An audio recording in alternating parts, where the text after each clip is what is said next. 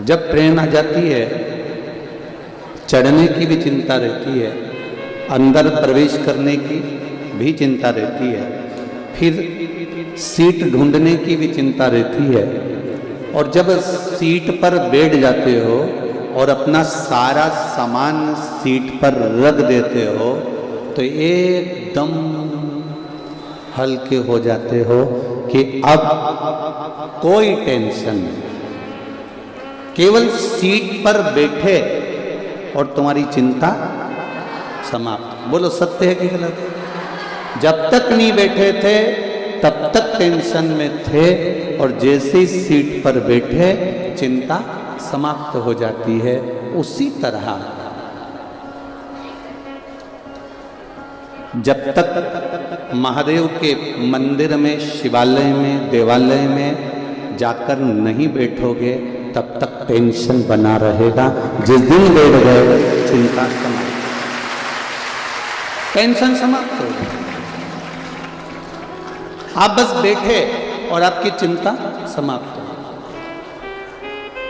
मैंने तेरे ही भरोसे, ओ बाबा तेरे ही भरोसे, हवा भी उड़ती जावांगी बाबा, दूर तू छठी ना मैं कटी जावांगी बाबा मैं तेरी पतंग, शंभू मैं तेरी पतंग। एक तो तुम्हारी खुशी इतनी ज्यादा है,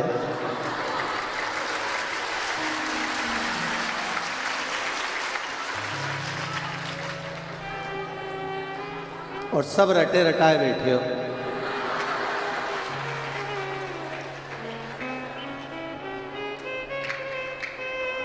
और दूसरे के टेंट मत तोड़ देना, बस इतना सा निवेदन है तुमसे। बाबा की कृपा है, बैठो शिव के चरणों में जाकर। भगवान शंकर के चरणारविंद में जब हम जाकर बैठते हैं, भगवान शिव के चरणों में जब हम जाकर बैठते हैं, हमारी आधे से ज़्यादा चिंता, हमारा टेंशन सब समाप्त हो जाता है, और टेंशन का मेंशन हो जाता है। शिव कृपा अपने आप प्राप्त होने लगती है। हमें देवाधिदेव महादेव से कुछ मांगने के लिए नहीं जाना,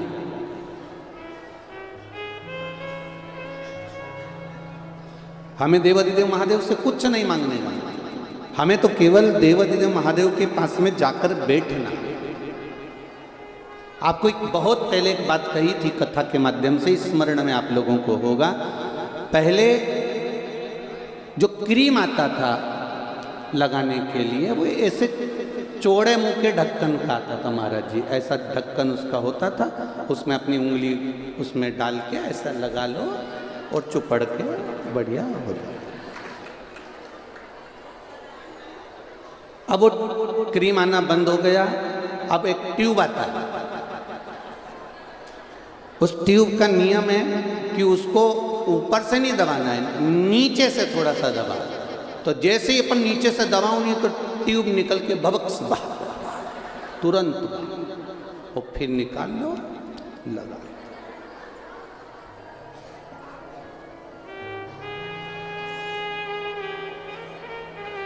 बस यही समझना, ट्यूब को नीचे से दबाया और ट्यूब निकलकर बाहर आया। उसी तरह माता, पिता, गुरु, शिक्षक और परमात्मा, इनके चरणों को दबाया और इनका आशीर्वाद निकलकर बाहर आया।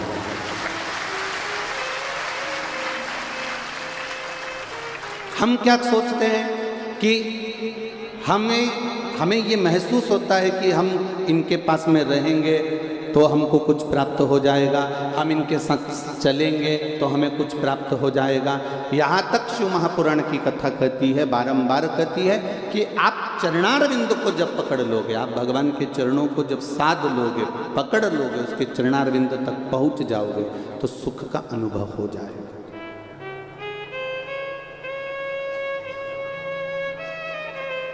त्रिवेणी संगम पर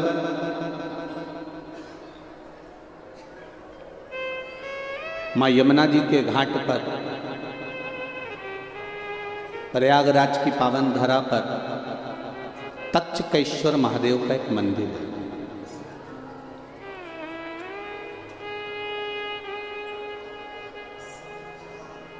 जो शायद पूरी दुनिया का एक ऐसा मंदिर है जहां पर बैठकर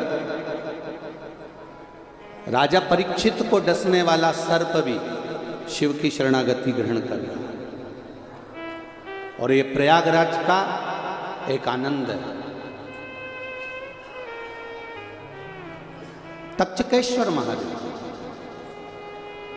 गए हो आप लोग? कौन कौन गया? अच्छा, होके आए हो ना? हाँ, बहुत। पूरे प्रयागराज का एक ऐसा महादेव का मंदिर जहां पर केवल आप कुछ क्षण के लिए बैठते हो और वो तक्षकेश्वर महादेव ना जाने कितने विष से, कितने ताप से, कितने दुख से आपको दूर कर देता है और अपना बनाने का प्रयास करता है। वो तक्षकेश्वर महादेव, तक्षकेश्वर महाराज दरियाबाद के मोहल्ले में, आप लोग वहीं से हैं क्या? अच्छा, दरियाबाद के मोहल्ले में माँ यमुना जी के घाट पर बना हुआ तक्षकेश्वर महादेव का एक अनुपम लीला है। जिस समय पर राजा परीक्षित सोने का मुकुट धारण कर कर जा रहे हैं, स्वर्ण मुकुट, और वो भी कोई साधारण सा मुकुट नहीं है राजा परीक्षित के मस्तक पर। राजा परीक्षित ने अपने दूतों से कहा कि जो सर्वश्रेष्ठ मुकुट हो, जो सुंदर हो, अति सुंदर हो, उस मुकुट को लेकर। अब उनको नहीं मालूम था कि जो मुकुट आया है राजा परीक्षित के मस्तक पर रखने के लिए, वो जरासंध का। वो मुकुट राजा परीक्षित को लाकर दिया गया और राजा परीक्षित ने उस मुकुट को अपने मस्तक पर धारण करा। शिव महापुराण कथा कहती है, एक मांग का टीका, एक चप्पल और एक छाता, ये तीन चीजें किसी के भी प्रयोग में नहीं लेना चाहिए। किसी की दूसरे की मांग कर या दूसरे की लेकर इसका प्रयोग नहीं करना। एक किसी की चप्पल हो, पादुका हो, या किसी का पांव का जूता हो, चप्पल हो, आपकी चली भी गई ना तो आपको टेंशन नहीं लेना, गई ना कोई बात नहीं। पर महाराज बड़ा दुख होता है, 500 की थी, टेंशन महाराज, चली गई जाने। वैसे तो हमारा शास्त्र कहता है जब भी तीर्थ करने जाओ, किसी पवित्र नदी के तट पर जाओ, संतों के पास जाओ, गुरुजन के पास में जाओ, भगवंतों के पास में जाओ, देवालय शिवालय जाओ, या किसी सतमार्ग की ओर आगे बढ़ रहे हो तो पांव में पादुका होना ही नहीं चाहिए। क्यों? क्योंकि आधा चित्त, आधा मन, आधा टेंशन तो आपका उस पादुका में लगा रहता है कि भाई है कि गई। आधा टेंशन तो वहां लगा रहता है, ध्यान लगा रहता है बार बार। कई बार चली भी जाती है और जाने के बाद कितना टेंशन होता है कि अब मैं किसकी ले जाऊं। चिंता तो व्याप्ति है, ऐसा नहीं कि चिंता नहीं व्याप्ति होता है। तो यहां पर हमारा सनातन धर्म कह रहा है कि एक मांग का टीका, एक पादुका और एक छाता। इसलिए हमारे सनातन धर्म में जब किसी का मृत्यु हो जाती है या कोई किसी के घर में कोई उद्यापन करता है या कोई बड़ा आयोजन करता है या कोई पूजन कराता है तो उसमें पद की महत्वता होती है। उस पद में दो चीजें बड़ी खास होती है, एक पांव की चप्पल और एक छाता। आपने देखा होगा कि अगर कोई समाप्त भी हो गया, मर भी गया, तो उसके बाद में जो पंडित जी को सामग्री देते हैं उसमें चप्पल, जूता या फिर छाता और वस्त्र, जनेऊ आदि का आदि, गौमुखी, माला, लोटा, गीता जी और ये सभी चीजें प्रदान करी जाती। पर शास्त्र कह रहा है उसका कारण क्या है क्यों देते हैं ब्राह्मण को कि भैया ये हमने यहाँ तुमने उद्यापन करा है, इसमें ये पद दिया गया है, हमने कपड़े भी दिए हैं, उसमें जूता भी रख दिया, चप्पल भी रख दिया, छाता भी रख दिया।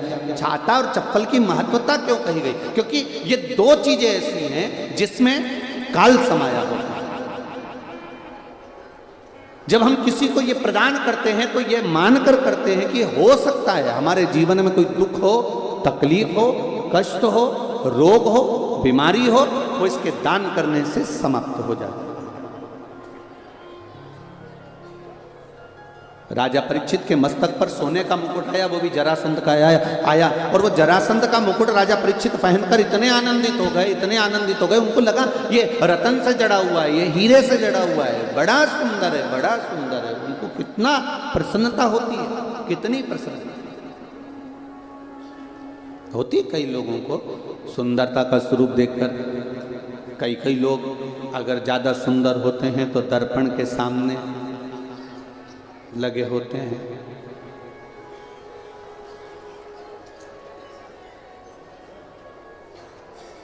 एक पति पत्नी घर में बैठे हुए थे, फ्री थे।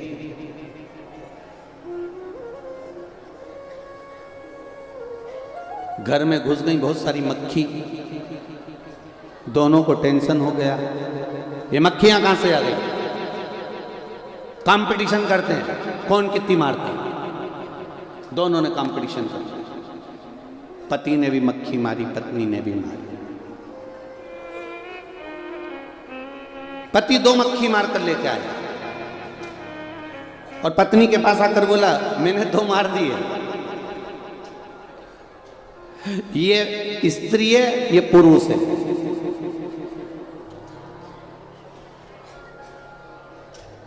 ये नर है, ये मादा है। अब पत्नी को गुस्सा आ गया, कैसी मूर्खों जैसी बात करती हो, तुम्हें अक्ल है नहीं कि थोड़ी बहुत भी? क्या मक्खी भी स्त्री और पुरुष होती है? और तुम कैसे पहचाने मक्खी को कि ये स्त्री है, ये पुरुष है?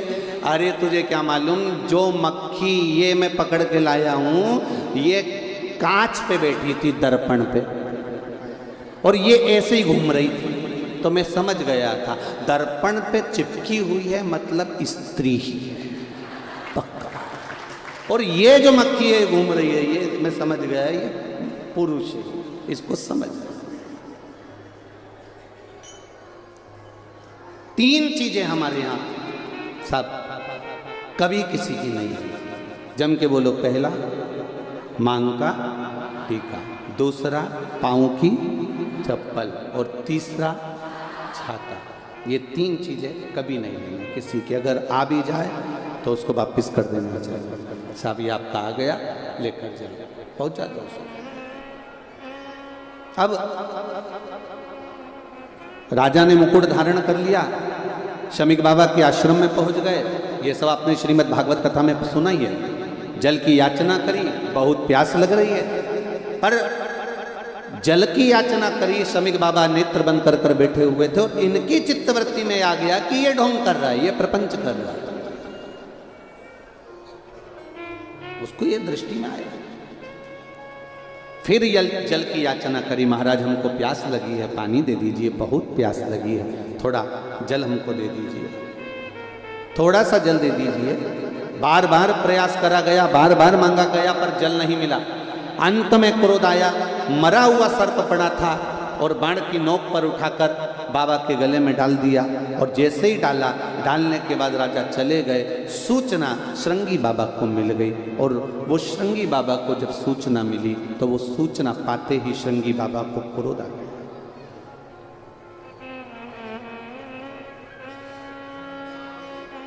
श्रृंगी बाबा को क्रोध आ गया। पूरी दुनिया का एक ऋषि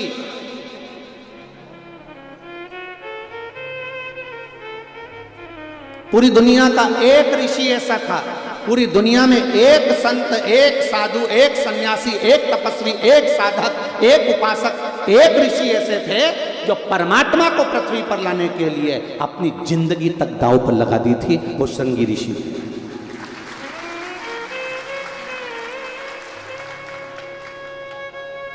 वो श्रृंगी बाबा है। जिस समय पर दशरथ जी के घर में संतान नहीं हुई, और पुत्र कामेष्ठी यज्ञ करवाया गया। गुरुओं ने कह दिया पुत्र कामेष्ठी यज्ञ करवाना है। पूरी पृथ्वी पर सूचना करी गई, हर जगह पर सूचना गई कि यहाँ पर पुत्र कामेष्ठी यज्ञ करवाना है, पुत्र कामेष्ठी यज्ञ करवाना है, पुत्र कामेष्ठी यज्ञ करवाना है। एक से बढ़कर एक विद्वान थे, एक से बढ़कर एक तपस्वी थे, एक से बढ़कर एक साधक थे, एक से बढ़कर एक सन्यासी थे, एक से बढ़कर एक सारे के सारे संत महात्मा विराजमान थे। पूरे भारत की भूमि पर संतों को ढूंढा गया कि कोई आए और पुत्र कामेष्ठी यज्ञ करवा दे। चारों तरफ सूचना पहुंचाई गई कि कोई पुत्र कामेष्ठी यज्ञ करवा दे, पर पुत्र कामेष्ठी यज्ञ करवाने के लिए कोई आगे नहीं आया। तब गुरु जी के पास में फिर सूचना गई। दशरथ जी ने हाथ जोड़कर कहा कोई पुत्र कामेष्ठी यज्ञ नहीं करवा रहा है।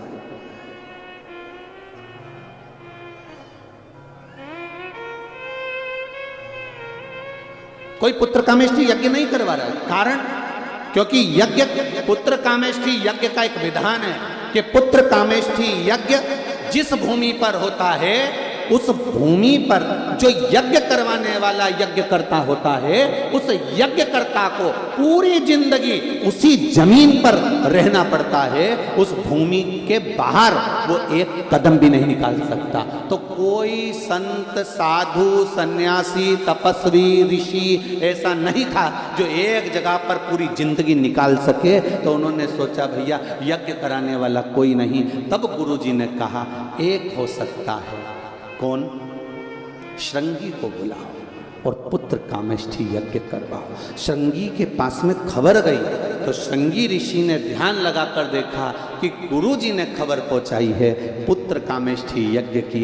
गुरुजी मेरा कुछ हित चाहते होंगे इसलिए यज्ञ करवा रहे होंगे। श्रृंगी बाबा ने तुरंत ध्यान लगाकर देखा कि गुरु की आज्ञा है और पुत्र कामेष्ठी यज्ञ करवाना है। उस परमात्मा को लाने की सामर्थ्यता गुरु में है और गुरु ने मुझको दी है, तो मैं एक भूमि पर पूरी जिंदगी निकाल सकता हूं, परमात्मा को पृथ्वी पर ला सकता हूं। इतने बड़े बड़े संत,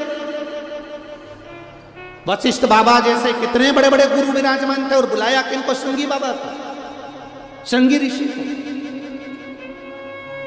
कारण केवल इतना सा था कि उन्होंने अपना सर्वस्व देने के लिए तैयार होगा। सर्वस्व, एक संत, एक साधु, एक सन्यासी, तपस्वी, साधक, उपासक और एक जो भगवान का भक्त होता है वो अपना सर्वस्व देने को तैयार हो जाता है। पर उसमें कहीं कामना रह जाती है तो फिर वो सर्वस्वता नहीं दे पाता है। कहीं कामना रह गई, कहीं लोभ रह गया, आसक्ति रह गई, वासना रह गई, तृष्णा रह गई तो नहीं दे पाए। महाराज जी एक पत्र बड़ा सुंदर आया।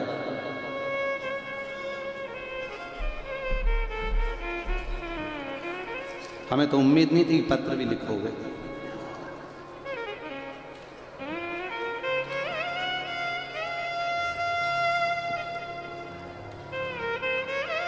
शंभु शरण पड़ी घड़ी रे घड़ी दुख काटो दया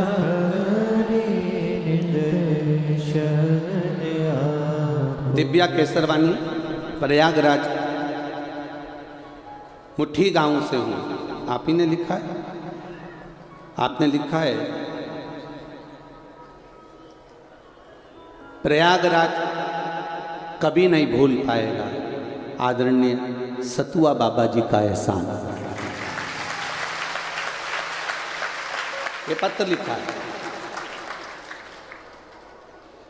प्रयागराज वासी कई माताओं ने महाराज जी पशुपति व्रत करे हैं केवल इस शिव पुराण को थोड़ा सा सुनने के। सतुआ बाबा जी का एहसान जिंदगी भर प्रयागराज नहीं भूल पाएगा। थैंक यू सो मच बाबा जी, दिल लूट लिया आपने सबका। जो शिव महापुराण ये पत्र, बैठिए बैठिए। शंभू की कृपा है, कहीं आपका पुण्य कहीं। और मेरा निवेदन है, भले मैं मानता हूँ कि गेट लगा है, पर्दा लगा है, आपको हमारा दर्शन नहीं हो रहा होगा, हमको आपका दर्शन नहीं हो रहा होगा, पर एक फिल्म में एक शॉट देखा था बड़ा सुंदर, वो तुझसे मिलने के लिए तेरी कसम एक मुलाकात जरूर। महाराज जब हमने उसको देखा तो उसमें बताया था ना वो उसको देखती है ना वो उसको देखता है, फिर भी इतना अटूट प्रेम रहता है कि आखिरी में एक बार तो ट्रेन चलते चलते चलते चलते और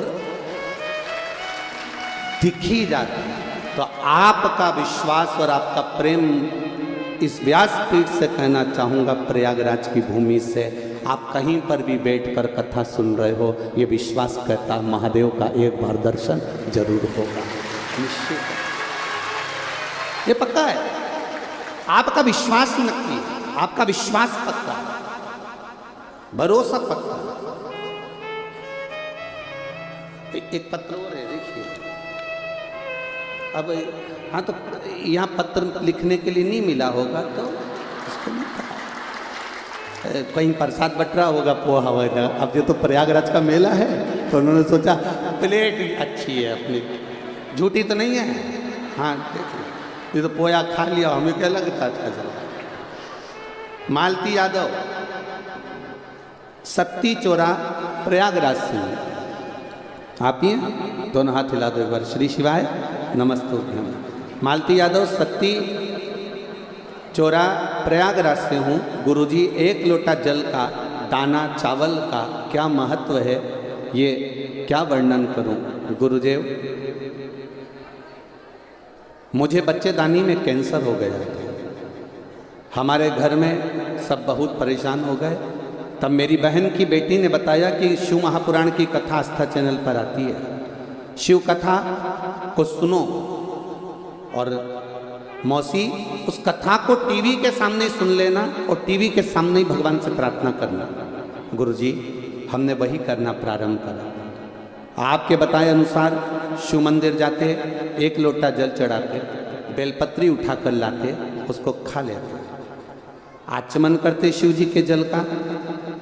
दूसरी बार जब हम डॉक्टर को दिखाने के लिए हॉस्पिटल गए तो डॉक्टर भी अचंभे में था, मेरा कैंसर ठीक हो गया। ये शिव तत्व। बैठिए बहन, बैठिए। श्री शिवाय नमस्कार। डॉक्टर भी अचंभे में था कि मेरा कैंसर ठीक हो गया। ये शिव तत्व है, ये शंकर औघड़ी। आप भले 2 दिन की कथा मिली है, 2 दिन का प्रवचन मिला है, 2 दिन का आप शंकर के गुणगान में बैठे हो, इस व्यासपीठ से विश्वास से कहता हूं, जिस कामना से आए हो यहां से खाली नहीं जाओगे, झोली भर कर। जिस कामना से आए, आपका भरोसा बस शिव के प्रति होना चाहिए, दृढ़ होना चाहिए। आदरणीय परम पूज्य 1000 संत श्रोमणी श्री रविशंकर जी महाराज जी के शिष्य आदरणीय ने कहा कि सतुआ बाबा कल के लिए भी और प्लानिंग कर रहे हैं कि कहाँ भरूं तुमको, है तो ऐसा नहीं कि कहीं। और देखो प्रशासन ने कितनी व्यवस्था संभाली है, कितनी व्यवस्था। और ये बाबा की कृपा है, आप लोग पुलिस प्रशासन हो, आदरणीय प्रशासनिक जितने भी सदस्य हो, कितना भाव से आप लोगों को संभाल करके आप लोग आनंद से। और कई लोग ऐसे हैं जो खड़े हुए हैं बस कथा का रस तत्व लेने के लिए। जैसे आदरणीय महाराज जी कह रहे थे कि कल से आपके चेहरे पर बम फटाके फूट रहे हैं, बड़ी खुशियां हैं आपके चेहरे पर। ये तो शिव तत्व आनंद है और होना चाहिए।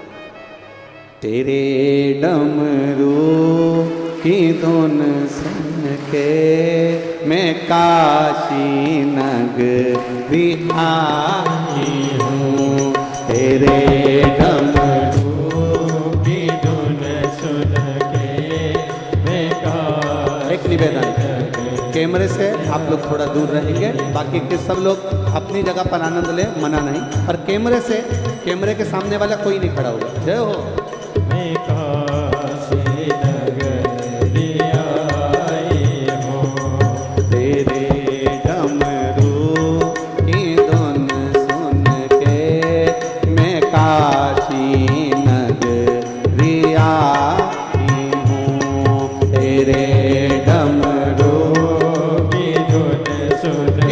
भी दोनों हाथों से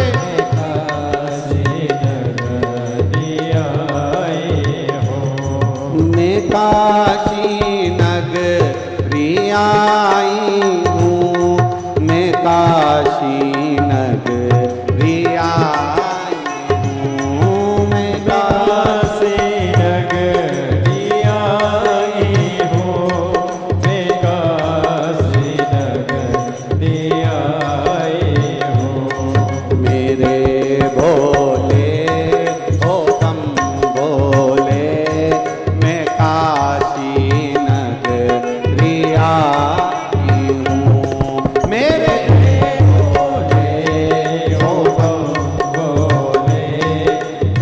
जितने लोग रोड पर बैठे हैं दोनों हाथों से बड़े प्रेम के साथ, तेरे डमरू की धुन सुन के मैं काशी नगरी आई हूँ। तेरे डमरू की धुन सुन के मैं काशी नगरी आई हूँ।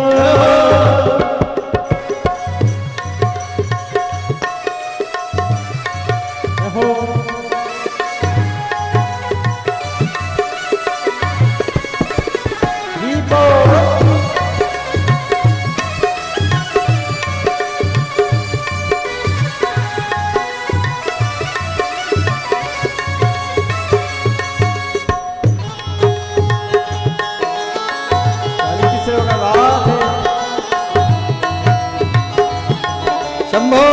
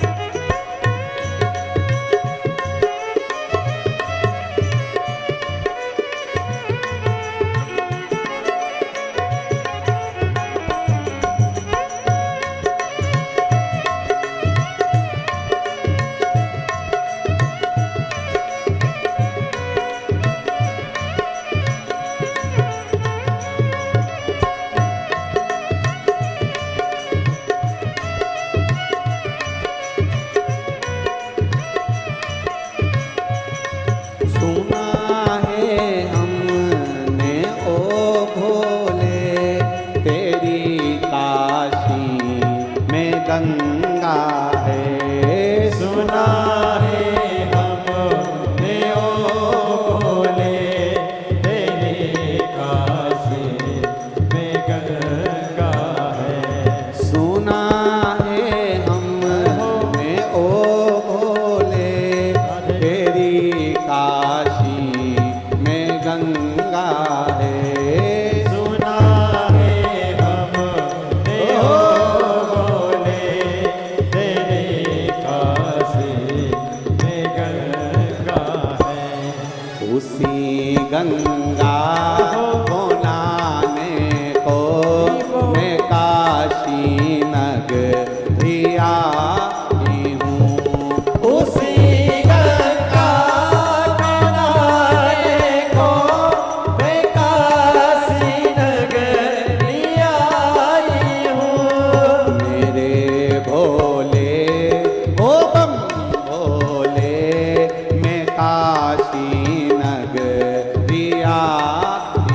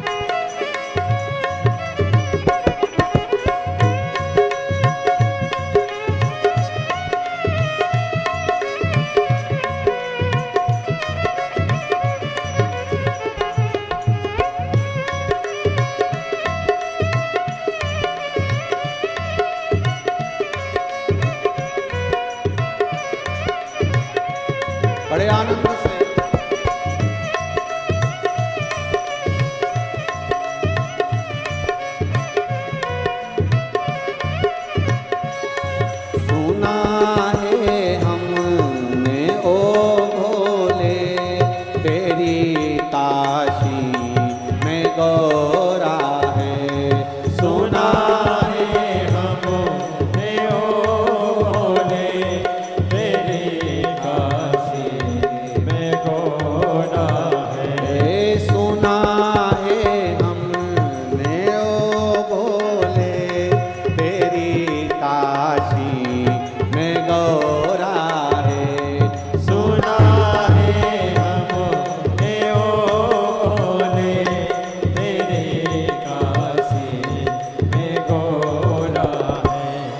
उसी गौरा हो पाने को मैं काशी नगरी आई हूँ। उसी गौरा को पाने को मैं काशी नगरी आई हूँ। मेरे भोले ओ बम भोले मैं काशी नगरी आई हूँ। मेरे भोले ओ भोले मैं काशी नगरी आई हूँ। मेरे भोले ओ बम भोले मैं काशी नगरी आई हूँ।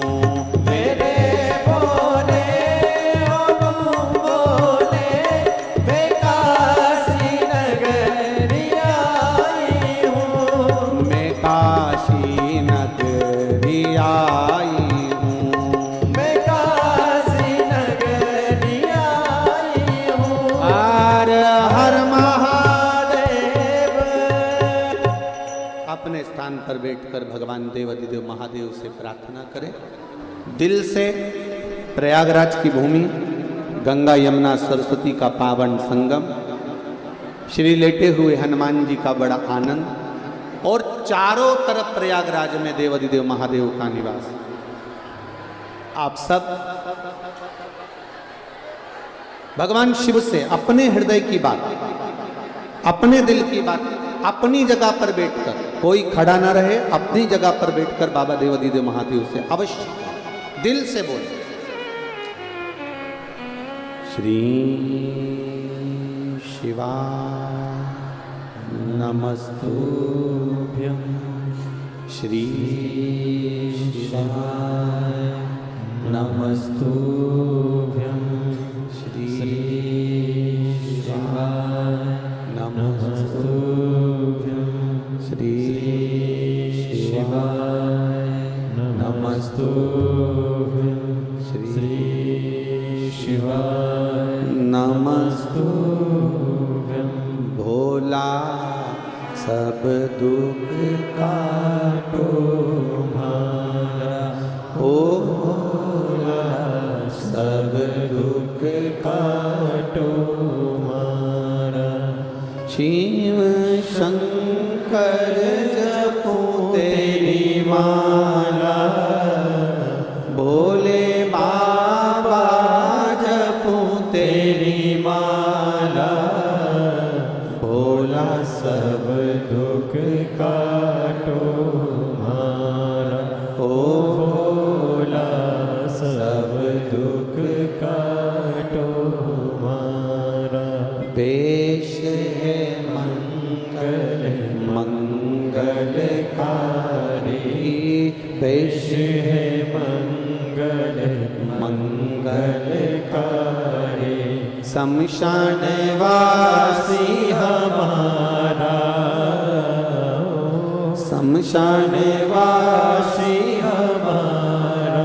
ओ भोला सब दुख काटो मारा, ओ भोला सब दुख काटो मारा। शिव कथा कह रही है, भगवान शंकर का संवाद कर रही है। केवल एक श्रृंगी बाबा ऐसे थे जिन्होंने मन बना लिया था कि मैं एक जगह पर पूरी जिंदगी निकाल दूंगा, पर उस वैकुंठ अधिपति को मृत्यु लोक में लेकर आऊंगा। और पुत्र कामेष्ठी यज्ञ श्रृंगी बाबा ने कराया और उनको पूरी जिंदगी, पूरा जीवन एक जगह पर, जिस भूमि पर यज्ञ किया था उस भूमि पर निकालना, एक जगह।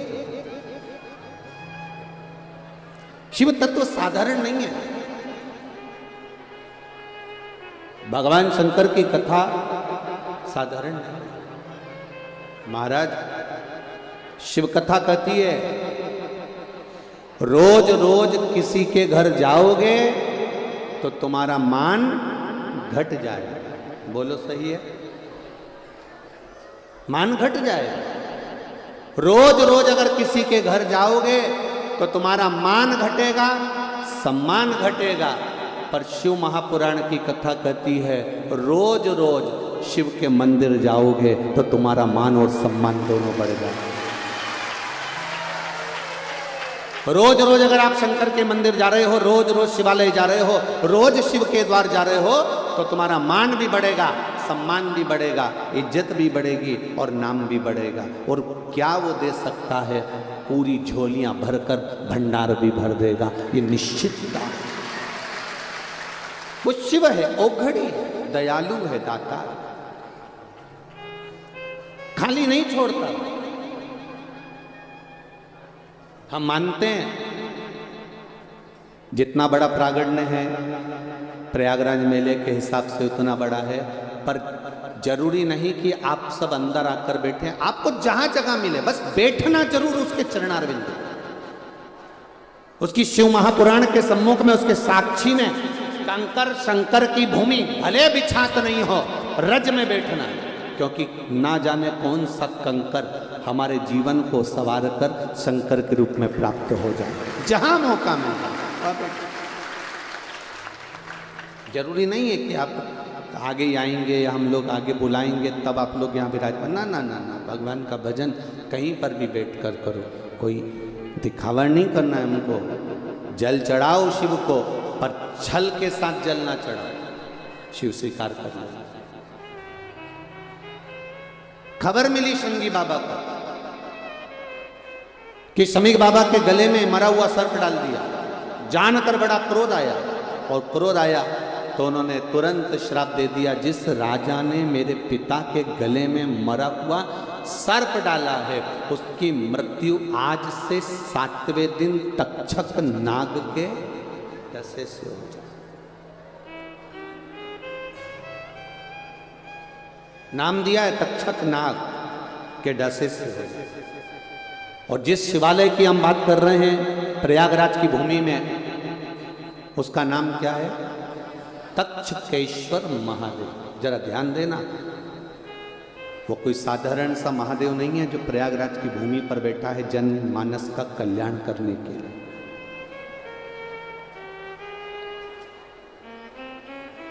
कई लोग तो प्रयागराज के भी ऐसे होंगे जो आज तक नहीं गए होंगे। कितने लोग बैठे हैं जो आज तक तक्षकेश्वर नहीं गए? नहीं गए? थोड़ा सा पानी लिया बाजू में से है?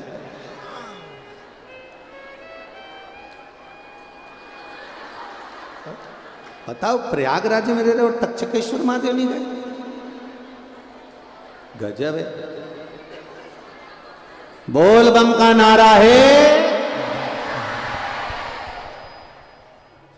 जितने प्रयागराज में रहने वाले हो, कितने हो रहे? बहुत सारे। धर लो धर लो, बाकी धर धर। जाना चाहिए। तक्षक नाग के डसे से राजा परीक्षित के प्राण छूटना है। तक्षक नाग के डसे से। कितना विचार करिएगा जरा, हृदय में उतारिएगा जरा। श्रृंगी बाबा घर पहुंचे, शमीक बाबा के गले से सर्प उतारा और कह दिया, पिताजी मैंने उसको श्राप दे दिया, जिसने तुम्हारे गले में मरा हुआ सर्प डाला है मैंने उसको श्राप दिया है कि तक्षक नाग के डसे से उसके प्राण छूटेंगे, और 7 दिन का मौका दिया है। कितने दिन दिए हैं? 7 दिन। और यही 7 दिन हमारी जिंदगी के हैं। रविवार, सोमवार, मंगलवार, बुधवार, गुरुवार, शुक्रवार, शनिवार, यही 7 दिन जिंदगी के मिलते हैं। रविवार को जन्म हुआ, सोमवार को बड़े हुए, मंगलवार को ब्याह हुआ, बुधवार को बच्चे हुए, गुरुवार को बीमार पड़े, शुक्रवार को हॉस्पिटल गए, शनिवार को सीताराम हो गए। 7 दिन पूरे निकल गए, 7 दिन पूरे चले। अब प्रयागराज वालों को कितने दिन मिले? 2 दिन। और कथा भी कब हो रही है? 4 बजे से 7 बजे तक। अब कितनी किस्मत लेकर आए हो तुम लोग, जरा विचार करिएगा। प्रदोष काल में गंगा जी का तट, यमुना जी का तट, सरस्वती का तट, और 2 दिन मतलब दोनों पार्ट मिल रहा है, इधर से दिन का, उधर से रात का, और दोनों मिलकर ये प्रदोष काल में शिव महापुराण का पावन चरित्र श्रवण करने को 2 दिन मिला है। जितनी देर मिले, बाजू वाली भी अगर कछु बोले तो तुम मत बोलना, तो चुप रहे, क्योंकि एक तो 2 दिन, 7 दिन का 2 दिन मिलना कितना है। और उसमें भी ये बोलती जाए तो कल से आए तो 4-6 टॉफी लिया ना, ये बोले कि मुंह में चुप।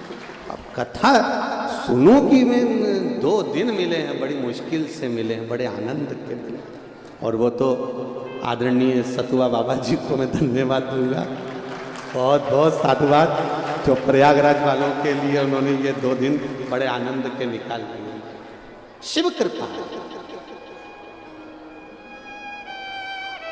शंकर की करुणा। शिव महापुराण की कथा कहती है, स्कंद पुराण,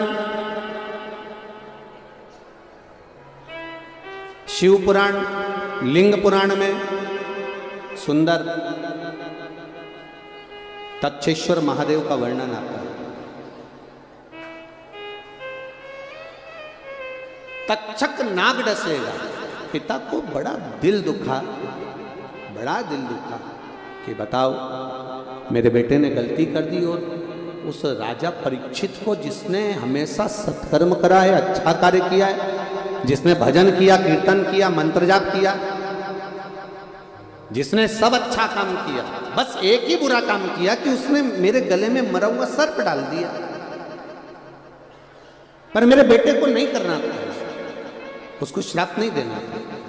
शमीक बाबा परीक्षित के पास पहुंच गए, तुम 7 दिन में मर जाओगे, केवल 7 दिन है तुम्हारे पास, बचना हो तो बच लो। गुरु के शब्द बड़े अटपटे होते हैं। एक तरफ गुरु कह रहे हैं कि तुम 7 दिन में मर जाओगे, और दूसरी तरफ गुरु कह रहे हैं कि तुम्हें बचना हो तो बच लो। जब मरना ही है तो फिर बचने के लिए रह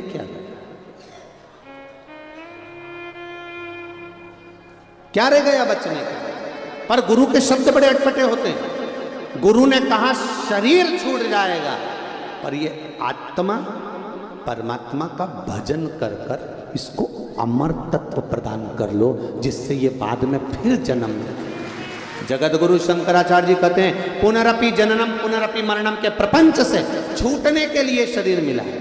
कोई तुमसे कहे कि तुम मेरे पास आ जाना, मैं ऐसा कर दूंगा कि जिंदगी में तुम्हारे पास दुख नहीं आएगा, तकलीफ नहीं आएगी, कष्ट नहीं आएगा, रोग नहीं आएगा, बीमारी नहीं आएगी, ये नहीं आएगा। मानव की देह मिली है, मनुष्य का शरीर 2 कारणों से मिलता है। एक, मनुष्य का शरीर मिलता है भगवान का भजन करने के लिए, और दूसरा मिलता है पूर्व के कर्म का भोग भोगने के लिए। अब चाहे तुम रोकर भोगो, चाहे हंस कर भोगो। कोई कितना ही कह दे, कोई कहे कि मेरे पास आ जाना, मैं तुमको दुख नहीं आने दूंगा। कोई कहते तुम मेरे पास आ जाना, मैं बीमारी नहीं आने दूंगा। कोई तुमसे कह दे मेरे पास आ जाओ, मैं तुम्हें कष्ट नहीं आने दूंगा, तो फालतू की बात है ये। कोई भी तुम्हारे सामने अगर कोई प्रमाण कर दे कि मैं तुम्हें दुख नहीं आने दूंगा, तो ऐसा अगर होता तो राम जी के पास में इतने बड़े बड़े गुरु जी थे, राम जी को दुख नहीं आता। भगवान कृष्ण के पास बड़े बड़े गुरु जी थे, भगवान कृष्ण को दुख नहीं आता। अपना घर, अपना द्वार, अपना परिवार छोड़कर भगवान वृंदावन छोड़े, मथुरा गए, मथुरा छोड़ी द्वारका गए। भगवान को बार बार छोड़कर जाना नहीं पड़ता अगर कोई दुख मिटाने वाला मिल जाता। स्वयं के दुख स्वयं को भोगना है, स्वयं को मिटाना है। तो फिर लोग कहते हैं शिव महापुराण की कथा क्यों सुने, शंकर जी के मंदिर क्यों जाएं, शिव जी के पास क्यों जाएं? क्योंकि तुम्हारी घड़ी, तुम्हारा पल, तुम्हारा समय, तुम्हारा नक्षत्र, दिन रात, सुबह शाम, सब कुछ मेरे देव अधिदेव महादेव ने बनाया है। इसलिए उसको कहते हैं काल अधिपति। जिसने काल बनाया, काल मतलब समय, जिसने घड़ी बनाई, जिसने पल बनाया, जिसने नक्षत्र बनाया, उसको कहते काल अधिपति। इसलिए उसका नाम है महाकाल। काल अधिपति उसने घड़ी बनाई है, समय बनाया, नक्षत्र बनाया, पल बनाया, दिन बनाया, रात बनाया, जितने दिन बने, रविवार, सोमवार, मंगल, बुध, गुरु, शुक्र, शनि, ये घड़ी पल सब उसी ने बनाया, नक्षत्र उसने बनाया। तो जिसने घड़ी बनाई है, जिसने पल बनाया है, वो आपकी घड़ी को, आपके पल को सुधारना जानता है। ये हाथ में पहनने वाली घड़ी कपड़े की दुकान पर देखकर आना और कहना भैया मेरी घड़ी सही कर दो। घड़ी को ले जाना, मेरी घड़ी खराब हो गई, किसी के पास में जाकर कहना कि हमारी घड़ी सही कर दो, नहीं करेगा। घड़ी को घड़ी की दुकान पर ले जाना पड़ेगा और घड़ी वाला तुमसे कहेगा मैं सेल डाल के देख लेता हूँ, चल जाएगी तो ठीक है, नहीं तो 7 दिन के लिए इसको यहाँ पे पटकना पड़ेगा। फिर किसी ने कहा साहब हमारे पास तो 7 दिन नहीं है, तो उन्होंने कहा 2 दिन पटक दो, मैं 2 दिन में भी सही कर दूंगा, प्रयास पूरा करूंगा कि मैं इसको 7 दिन की जगह 2 दिन में ठीक कर दूं। उसने कहा 2 दिन ले लो, 2 दिन में घड़ी सही कर दो, 2 दिन में हमारी घड़ी सही कर दो। क्यों साहब, मेरे को जाना है, मेरे पास ज़्यादा समय नहीं, मेरे मोहल्ले में शादी है तो मुझे बारात में जाना है, एक ही घड़ी है, अगर 2 होती ना तो चल जाती। तो उन्हें कहा साहब 2 दिन में सही कर दो। भैया तुम तो मेरे को जानते हो, पहचानते हो, अपने वाले हो, तुम इतना काम नहीं कर सकते? तो उन्होंने कहा ठीक है मैं 2 दिन में सही कर दूंगा। उन्हें ली घड़ी को और घड़ी की पूरी मशीन निकाल के उसके पेट्रोल में डाल दी।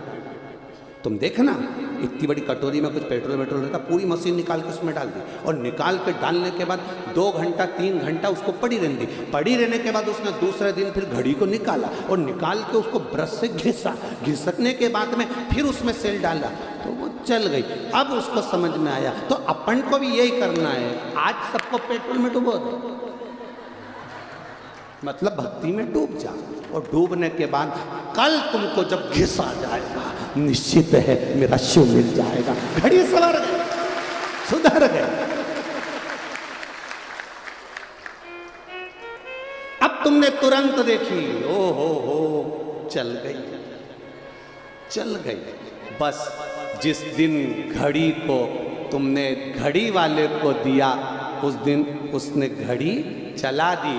उसी तरह जिसने ये जीवन दिया उसको तुमने 1 लोटा जल दिया तो उसने तुम्हारी जिंदगी संवार दी। बस इतनी शुभ। हम भटके ना, कोई कहे मेरे पास आ जाओ मैं भभूति दे दूंगा, कोई कहे मेरे पास आ जाओ मैं बेल दे दूंगा, कोई कहे मेरे पास में आ जाओ मैं ये कर दूंगा। ना ना ना ना, कहीं नहीं जाना, एक जगह वो शमशान में रहने वाला, भस्मी लपेटने वाला, सब में रमने वाला, श्वास में रमण करने वाला, 21,600 श्वास में वही चल रहा है। रोम रोम 3.5 करोड़ रोम छिद्र में वही रम रहा है। वो देव अधिदेव महादेव है, दूसरा कोई नहीं हो सकता, नहीं हो सकता।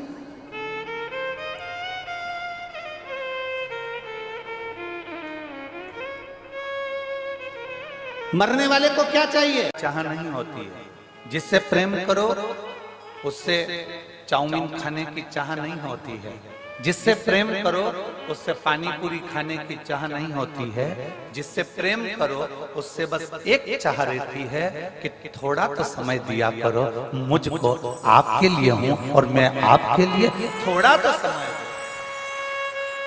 जिससे प्रेम होता है बस समय की चाह करती है। पत्नी पति से कह देती क्या ये फालतू का लफड़ा लगा कर रखा, दिन भर दिल्ली जाना, नोएडा जाना, यहाँ जाना, वहां जाना, वहां जाना। कम से कम हम आपसे प्रेम करते हैं, थोड़ा समय तो दिया करो। बोलो जी क्यों, सही बात है कि गलत है? जम के बोलो जरा, सही है ना?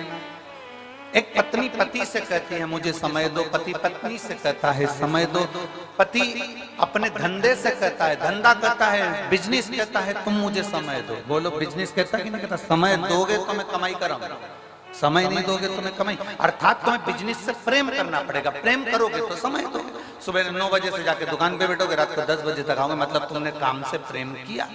अब तुमने काम से प्रेम किया तो काम ने तुमको धन दिया। पत्नी से तुमने प्रेम करा तो पत्नी ने भी तुमको इसमें बस प्रेम की 2 बोल दी है, नहीं तो जगदम्बा रोज धड़धड़ाती थी। प्रेम जो तुमने दिया, प्रेम तुमने अगर प्रदान किया, प्रेम में सबसे कीमती है, प्रेम की सबसे बड़ी कीमत है, प्रेम की सबसे बड़ी कीमती दौलत है उसका समय। और जिससे प्रेम होता है ना, उसके पास तुम 4 घंटे भी बैठ जाओ ना, समय कम ही पड़ जाता है। प्रेम की कीमत ही सबसे बड़ा समय।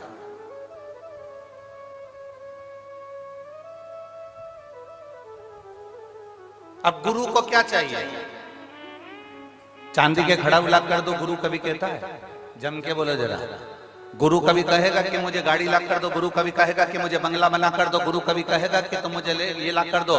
गुरु केवल एक बात कहता है कि मैं हूं, तब तक थोड़ा समय दे दिया कर। समय देगा तो एक दिन वो समय तुझे भी कुछ ना कुछ जरूर देकर जाएगा ही। गुरु को क्या चाहिए? समय। पत्नी को क्या चाहिए? समय। पति को क्या चाहिए? समय। व्यापारी को क्या चाहिए? समय। क्योंकि जिससे हम प्रेम करें उससे हमें समय की अनुकूलता, समय प्रबलता में चाहिए। अब यहां तक तो बात समझ में आ गई कि आपको समय की कीमत समझ में आना चाहिए, पर आगे तुम्हारे स्मरण में आना चाहिए कि वही समय जो तुम, एक पत्नी पति से समय मांगती है, पति पत्नी से समय मांगता है, डॉक्टर भी मरीज के लिए, मरीज के घर वालों से समय मांगता है। थोड़ा मुझे देना पड़ेगा 4-6 दिन, तो मैं प्रयास पूरा करूंगा इसको ठीक करने। समय दोगे तो ना। अब आखिरी में डॉक्टर जब पूरा काम कर लेता है तब डॉक्टर भी कहता है अब मेरे पास की घड़ी ठीक नहीं चल रही है, अब उससे समय मांगो, अब वो समय देगा। वो समय।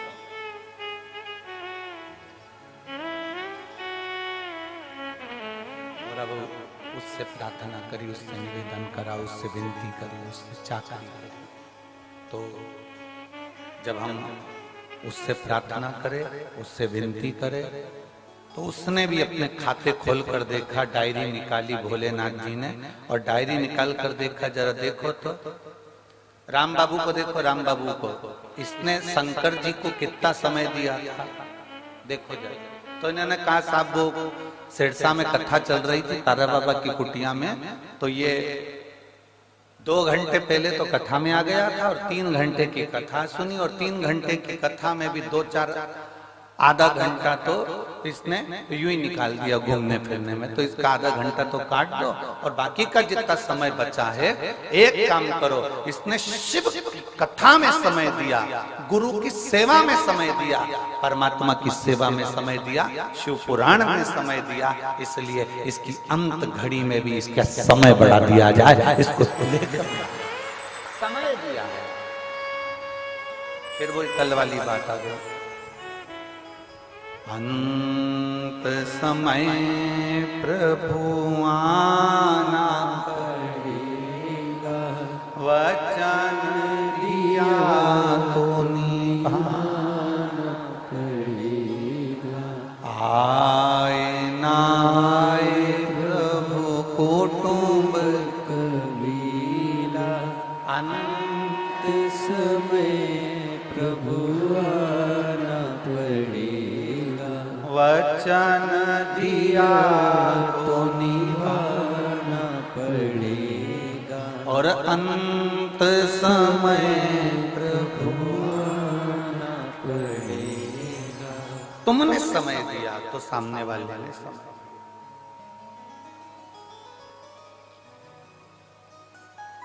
अब तुम्हारे पास समय ही नहीं है।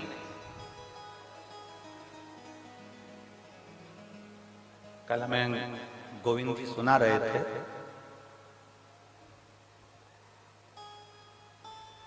गोविंद जी सुनाते बहुत अच्छा है।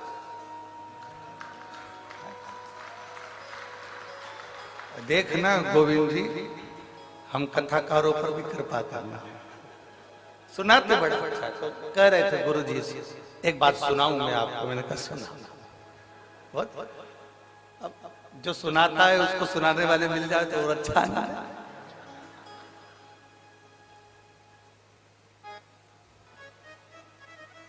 कल किसी एक भक्त का मैसेज भी आया, उसने कहा गुरु जी हरियाणा में सब दमदार लोग रहते हैं। हमने कहा तुम्हें कोई मिला क्या? हमने कहा एक ही भारी। किससे मिले जाते हैं? मिले भी तो मिले कैसे? अब कहने गुरु जी, एक बार बाबा जी के पास हम बैठे हुए थे और वो बोले गोपाल जी को कि गोपाल नहीं आया। तो कहा बाबा जी निकले हैं, अब आएंगे तो वो गाड़ी से चले हैं नोएडा आदि से, तो वो धीरे धीरे धीरे धीरे पहुंचेंगे। अब लंबा सफर 300 किलोमीटर का। तो गोविंद जी कह रहे थे बाबा जी बोले उसको बोलो ना कि हेलीकॉप्टर उतार लाए।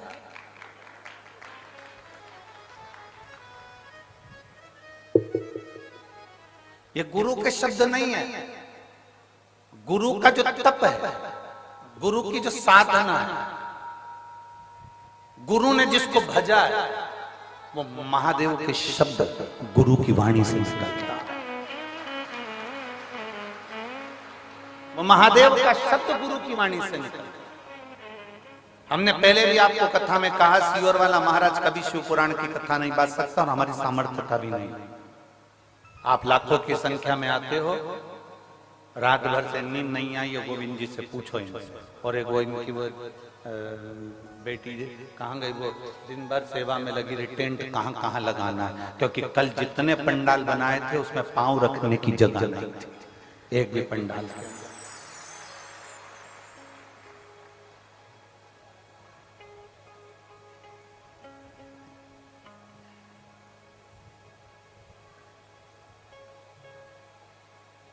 अब 2024 की कथा है, 24 कैरेट सोने की कथा है, सहज नहीं है।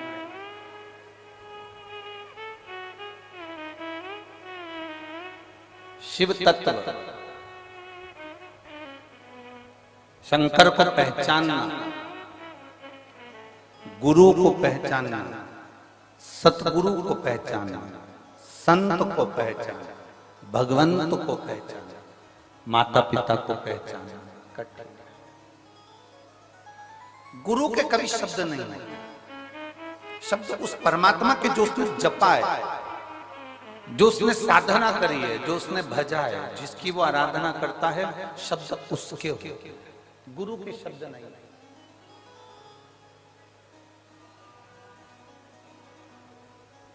गुरु कोई वाणी नहीं बोलता, गुरु के शब्द में परमात्मा के शब्द जुड़े हुए।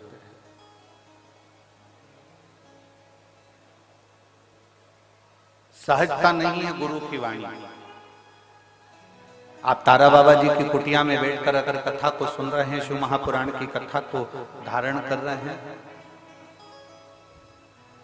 हमने एक बार पहले कथा में कहा था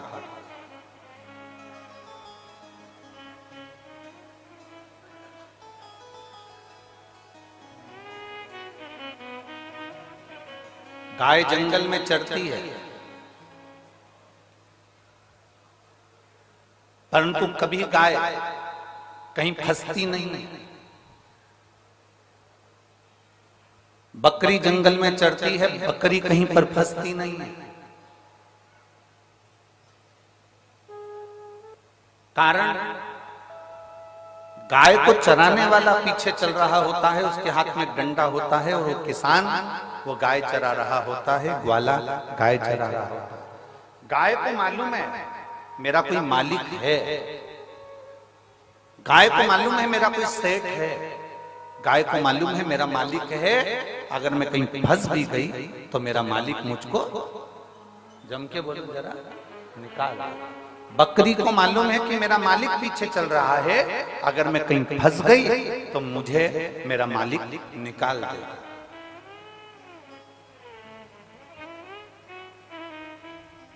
बकरी को मालूम है कि मेरा मालिक मुझे निकाल देगा, भेड़ को मालूम है कि मेरा मालिक मुझे निकाल देगा, ऊंट को मालूम है कि मेरा मालिक मुझे निकाल देगा, घोड़े को मालूम है कि मेरा मालिक मुझे निकाल देगा।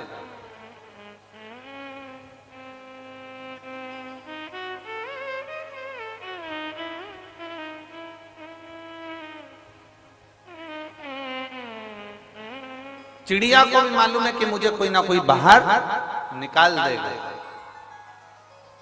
क्योंकि उसको एक अंदाजा है कि मेरा मालिक मेरे पीछे चल रहा है। गाय चराने वाला, बकरी चराने वाला, भेड़ चराने वाला, ऊंट चराने वाला पीछे चल रहा है। उसको मालूम है ये मैं अगर फंस गया कीचड़ में, अगर मैं कहीं फंस गया, उलझ गया तो मुझे कोई ना कोई निकालेगा, मुझे कोई ना कोई निकालेगा, ये पक्का। मेरा मालिक मुझे निकालेगा, ये पक्का।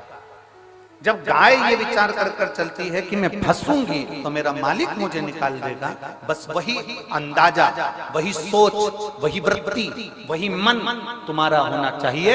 तुम जब जब उलझो तब तक तुम दूसरों को मत पुकारना, तुम्हें ये अंदाजा होना चाहिए कि मेरा मालिक मेरे साथ चल रहा है, वो मुझे निकाला। मेरा गुरु मेरे साथ है, मेरा शिव मेरे साथ है, मेरा शंकर मेरे साथ है, मेरा ओघड़ी मेरे साथ है, मेरा शंभू मेरे साथ। और जब शिव हमारे साथ में है, हमारा शंभू जब हमारे साथ में है, तो फिर क्या सोचो, क्या विचार।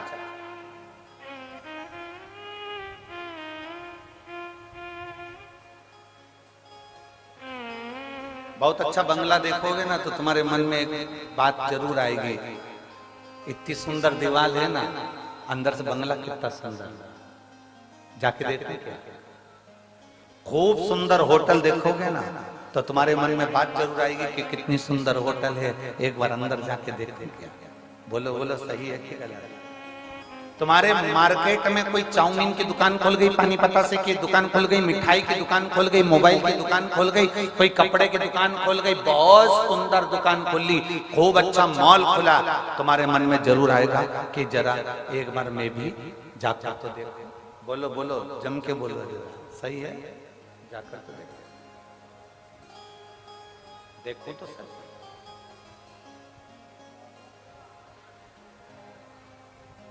सुंदर कपड़े की दुकान तुम्हारे मन में आया कि मैं जाकर देखूं। सुंदर, बहुत सुंदर बंगला बना है, जाकर देखूं कि अंदर कोई है कि नहीं। मन में उत्सुकता, अच्छा एलिवेशन देखा तो तुम्हारे मन में भाव प्रकट हो गया कि मैं अंदर जाकर देखूं। अच्छी दीवार देखी, मन में उत्सुकता जाग गई कि अंदर जाकर देखूं। अच्छा एलिवेशन, अच्छी दीवार, अच्छी चौखट, अच्छा सब कुछ अच्छा देखा तो मन में जागरूकता जाग गई, मैं भी जाकर। अच्छा एलिवेशन देखकर लोग आपके घर में आते हैं, अच्छी दीवार देखकर लोग आपके घर में आते हैं, अच्छा कपड़ा देखकर लोग तुम्हारी दुकान पर आते हैं, अच्छी पर्दे देखकर लोग तुम्हारी दुकान पर आते हैं, तुम्हारे घर पर आते हैं, तुम्हारी चौखट पर आते हैं। जैसे अच्छी एलिवेशन, अच्छी दुकान, अच्छा कपड़ा, अच्छा मोबाइल, अच्छा किराना देखकर दुनिया के लोग आपकी दुकान में और आपके घर में आते हैं, उसी तरह मेरा महादेव तुम्हारा घर अच्छा देखकर नहीं, तुम्हारा कपड़ा अच्छा देखकर नहीं, मेरा महादेव तुम्हारा दिल अच्छा देखकर तुम्हारे घर में प्रवेश कर। मेरा महादेव कभी भी ये देखकर नहीं आया कि तुम्हारा मकान कितना बड़ा है, मेरा महादेव ये देखकर नहीं आया कि तुम्हारा घर कितना बड़ा है, मेरा महादेव ये देखकर नहीं आया कि तुम्हारे पास में संपदा कितनी है, मेरा महादेव केवल ये देखकर आया कि तुम्हारी चित्त वृत्ति में शिव की भक्ति कितनी है। और शंभो शरणे पड़ी मांगू घड़ी रे घड़ी, दुख काटो दया करीने दर्शन आपको, शंभु शरणे घड़ी मांगू घड़ी रे घड़ी दुख काटो, दया करीने दर्शन। शिव कभी नहीं देखा कि तुम्हारे संपदा कितनी, दौलत कितनी, धन कितनी, वैभव कितना, सत्ता कितनी, गाड़ी कितनी। शंकर भगवान ने तो केवल एक चीज देखी है कि तेरा दिल कितना बड़ा है, तेरा मन, तेरी चित्तवृत्ति, तेरा व्यवहार कितना उच्च है। शंकर को तुम्हारी दौलत से, शंकर को तुम्हारे वैभव से, शंकर को तुम्हारे धन से कोई प्रीति नहीं, कोई प्रीति नहीं।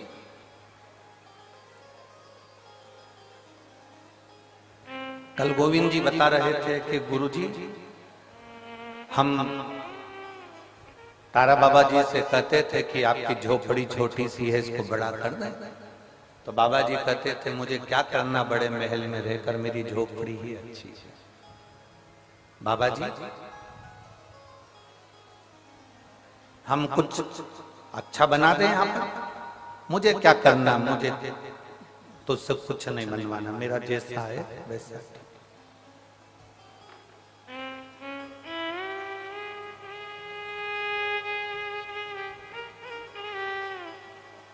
क्योंकि बाबा जी को एक बात मालूम थी, जो शंकर का उपासक होता है ना, जो शिव की आराधना करने वाला होता है ना,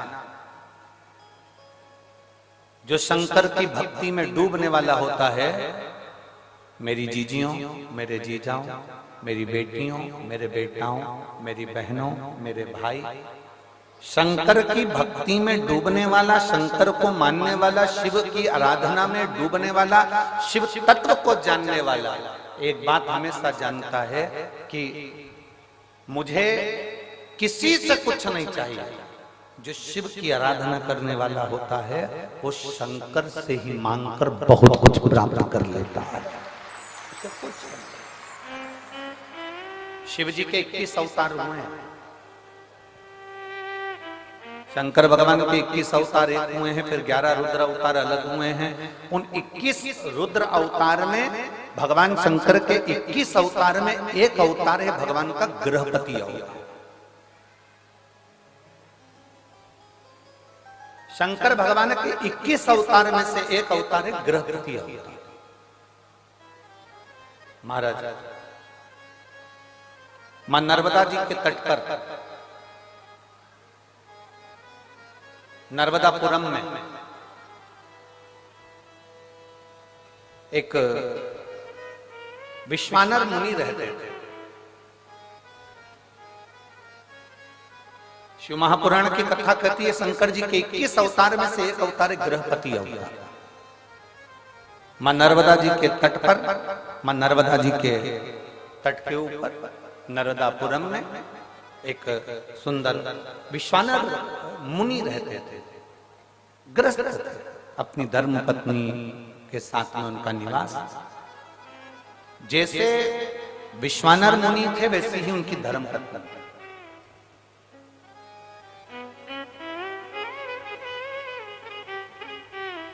बहुत कम घर होते हैं जिन घरों में अगर पति धर्मात्मा है तो पत्नी धर्मात्मा हो, पत्नी धर्मात्मा हो तो पति धर्मात्मा हो। बहुत कम। सोचे जाओ तो नहीं होता। हमने अभी अभी यहाँ भटिंडा की कथा में एक बात कही थी, पंजाब में भटिंडा में कथा में करने आए थे, तब हमने बोला था अमिताभ का बेटा अमिताभ जैसा नहीं होता। हुआ क्या? जम के बोलो। सचिन तेंदुलकर का बेटा सचिन तेंदुलकर जैसा नहीं हो सकता। हुआ क्या? जम के बोलो जरा। नहीं।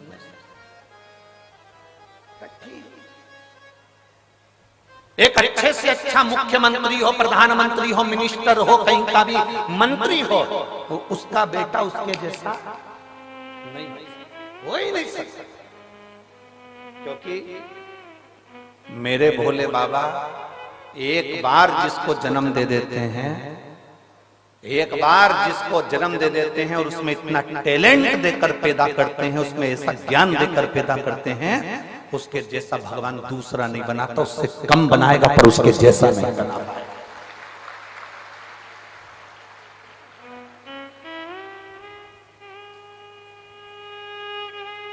अमिताभ के पास में, अमिताभ बच्चन जी के पास में जो टैलेंट होगा उनके बच्चे के पास में नहीं हो पाएगा। सचिन तेंदुलकर के पास में जो टैलेंट होगा वो उनके बच्चे के पास में नहीं हो पाएगा। पिता जैसा बेटा नहीं होता। अगर बाप कलेक्टर है तो उसकी औलाद कलेक्टर हो सकती है, पर बाप जैसी नहीं हो सकती। मिनिस्टर का बेटा मिनिस्टर बन सकता है, पर उसके पिताजी जैसा नहीं बन सकता। कठिन है। एक शिक्षक का बेटा शिक्षक बन सकता है, पर उसके जैसा नहीं बन सकता उसके पिताजी। सास अपने 4 बेटों की शादी कर दे, 4 बहुओं को लिया, पर सास सोचे कि तेरी जैसी आ जाए तो नहीं आ सकती, तू ओल्ड इज गोल्ड है। कहा तेरे जैसा, तेरे बराबर कोई नहीं आ सकता। तो तुम अपने से क्यों किसी को होड़ कर रहे हो? मेरी बहू मेरे जैसी आना चाहिए, मेरी बहू जितना मैं काम करूं वैसी आना चाहिए, मैं जितनी सुबह से उठती हूँ मेरी बहू उतनी उठने वाली आना चाहिए। अरे माँ, अमिताभ का छोरा अमिताभ जैसा नहीं बना, सचिन का छोरा सचिन जैसा नहीं बना, तो तेरी बहू तेरे जैसी कैसी बन सकती है? तुझे तो भगवान ने खुद आनंद में बनाया है। कहाँ सोच कर बैठे, क्या विचार लेकर बैठे? मेरी बहू मेरे जैसी होना चाहिए। मैं 4 घंटे काम करूं तो मेरी बहू भी 4 घंटे काम करे, मैं 10 घंटे काम करूं तो मेरी बहू भी 10 घंटे काम करे। नहीं हो सकता, कभी नहीं हो सकता। इसलिए जो नहीं हो सकता उसको छोड़ो और लड़ना बंद करो। भगवान से प्रार्थना करो, जैसी भेजी चंद्र घंटा बहुत अच्छी। उसमें क्या गलती? तुम ज्यादा सुधारने का प्रयास करोगे, वो नवरात्रि में काल रात्रि बन जाएगी। क्या मतलब? फिर तुम्हें सुबह शाम रोज आरती करना पड़ेगी उसकी। और तुम क्या बहू की आरती करोगे? बहू तुम्हारी कर देगी। तुम क्या करोगे? बहुत कठिन। इसलिए हमें किसी के जैसा नहीं बनना। शिव महापुराण की कथा कहती है, देवादिदेव महादेव का चरित्र कहता है, तुम्हें किसी के जैसे नहीं बनना। अपने अंदर भगवान ने जिस जिसको जन्म दिया पृथ्वी पर, भगवान शंकर जिसको पैदा करते हैं उसको कुछ ना कुछ हुनर देकर पैदा करते हैं। आपके अंदर कोई ना कोई हुनर जरूर है। आप किसी के जैसे मत बनो, अपने हुनर को अपनी मेहनत से प्रकट करो। दुनिया तुम्हारे जैसा बनना चाहेगी, ये पक्का। पर माताएं पीछे पकड़ के बैठती है, उनको देख ले उनके जैसे बन जा, उनको देख ले उनके जैसे बन जा, तेरी मौसी के छोरे को देख ले मौसी के छोरे जैसा बन जा, बुआ के छोरे को देख ले बुआ के छोरे जैसा बन जा। अब तुम बुआ के छोरे जैसे बनाने में लगे हो और महादेव को रोज 1 लोटा वो जल चढ़ा रहा है, और महादेव सोच कर बैठे हैं कि बुआ के छोरे जैसा मत बनना, बुआ के छोरे से भी उज्जवल बनाकर बताऊंगा तेरे को, बस तेरी मेहनत करना, तेरा कर्म करना, तेरी लगन लगा कर बैठना, तेरी मेहनत करते रहना, तुझे उससे भी उज्जवल बनाकर छोड़ूंगा मैं, तो चिंता मत कर। और तुम लगी हो उसके जैसा बन जा, उसके जैसा बन जा। रोज सास अपनी बहू को ज्ञान देती रहती है, उनकी बहू कितनी अच्छी, उनकी बहू कितनी अच्छी। सास को एक बात समझ लेना चाहिए, दूर के ढोल सुहावने। एक बार उस बहू के पाले तो पड़, उसको लेके एक बार बद्रीनाथ घूमने चले जा, मालूम पड़ जाएगा। पेंटिंग पेंटिंग की दुकान 4 दिन तक निकले ना बाबा। हमें लग रहा है अच्छी है,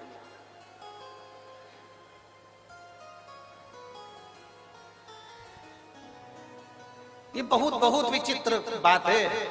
हर पत्नी को ये लगता है तुम्हारा दोस्त कितना अच्छा है, उस दोस्त की पत्नी भी कहती है तुम्हारा दोस्त कितना अच्छा है। बस ये दोनों की भ्रम का है। उसको लग रहा है कि भैया जी अच्छे हैं, उनकी पत्नी को लग रहा है भैया जी अच्छे हैं। अब उनको क्या मालूम कि दोनों ही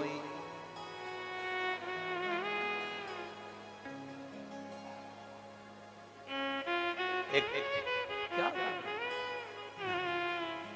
शिव कथा कह रही, अपने में भगवान ने जो देकर भेजा वो किसी में नहीं देखा।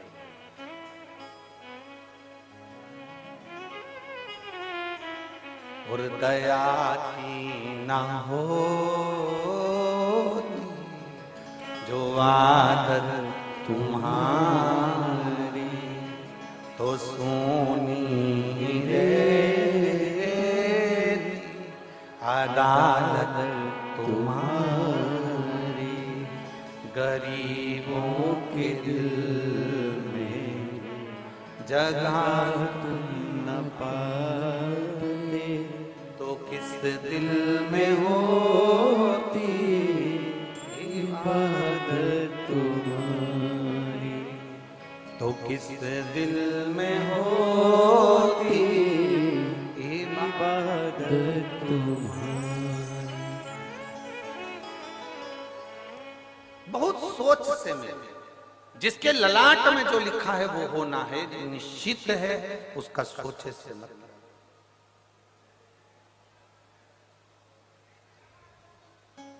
यहाँ जितनी माताएं बैठी हैं ना, अपने बेटे के लिए अच्छे से अच्छी बहू ढूंढने का प्रयास करती हैं, बेटी के लिए अच्छे से अच्छा दामाद ढूंढने का प्रयास करती हैं। जितनी बैठे,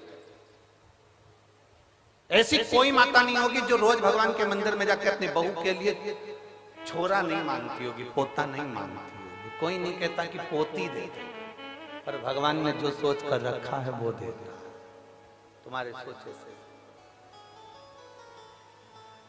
वो कहते हैं भोले बाबा अमर वरदान दे दो, भोले बाबा अमर वरदान दे दो, जैसी बेटी है दामाद दे दो, जैसी बेटी है वैसा दामाद दे दो। बेटी हमारी है राधा के जैसी, बेटी हमारी है राधा के जैसी, कान्हा के जैसा, कान्हा के जैसा दामाद दे दो, जैसी बेटी है वैसा दामाद दे दो। भोले बाबा अमर वरदान दे दो, जैसी बेटी है वैसा दामाद दे दो।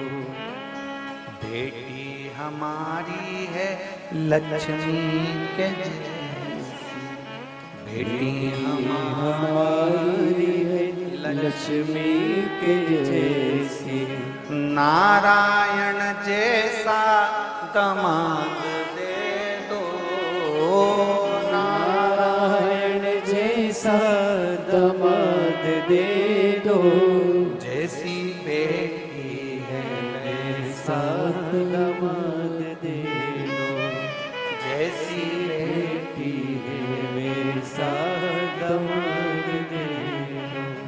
भोले बाबा अमर वरदान दे दो, भोले बाबा सदा वरदान दे दो, जैसी बेटी है वैसी। बेटी हमारी है गोरा के जैसी, बेटी हमारी है गोरा के जैसी, आप जैसा ही हमको दामाद दे दो, आप जैसा ही हमको दामाद दे दो, जैसी बेटी है वैसा दामाद दे दो, जैसी बेटी है वैसा दामाद दे दो। भोले बाबा अमर वरदान दे दो, भोले बाबा अमर वरदान दे दो, जैसी बेटी है वैसा दामाद, जैसी बेटी है वैसा दामाद दे। और मान लो मिल भी गए, ए सिरसा वाली जीजियों, हरियो हरियाणा वाली मेरी जीजियों, मिल गए, कितनी आस, कितनी आस, और कितनी खुश होती हो अच्छा दामाद मिल जाए। बोलो बोलो, जम के बोलो, जम के बोलो, जरा खुश होती हो कि नहीं होती हो? ऐसा दामाद मिला, भगवान की कृपा है, पड़ोसन से जाके कि ये सब दामाद मिला, मेरी बेटी को रोज घुमाने ले जाता है। इतना बढ़िया दामाद मिला, मेरी बेटी के मुंह से निकला और उसने सामान मांग के दिया। ऐसा दामाद मिला है, मेरी बेटी कुछ कहती और तुरंत मान लेता है। ऐसा दामाद मिला है, मेरी बेटी को हर 2-4 महीने में मायके लेकर आता है। ऐसा दामाद मिला। अब जैसा तुमने मांगा था ऐसा दामाद दे दो, तुम्हारी बेटी को वैसा पति मिल गया। जैसा तुमने मांगा था उसी तरह तुम्हारी बहू की मां ने भी ऐसा ही मांगा था। तुम्हारी बहू की मां ने भी ऐसे मांगा था, ऐसा बेटा देना, ऐसा बेटा देना। अब तुम्हारी बेटी का पति घुमाने ले जाए तो अच्छा, तुम्हारी बेटी का पति तुम्हारी बेटी को चाउमीन खिलाने ले जाए अच्छा, तुम्हारी बेटी का पति तुम्हारी बेटी को सोने के जेवर पहनाए तो अच्छा, तुम्हारी बेटी का पति उसको ले जाकर मायके घुमा कर लाए तो अच्छा। और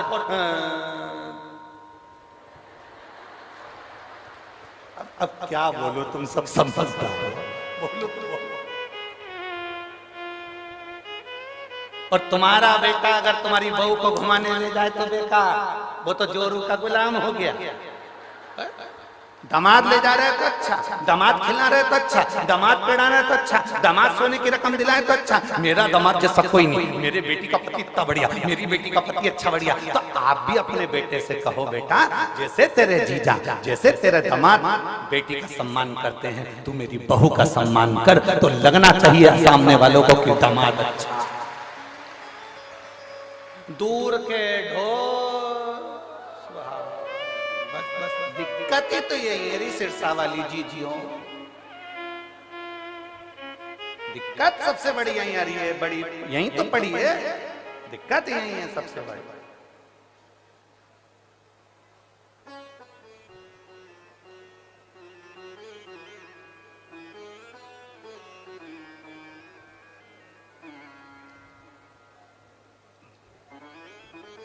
हमें दिक्कत है।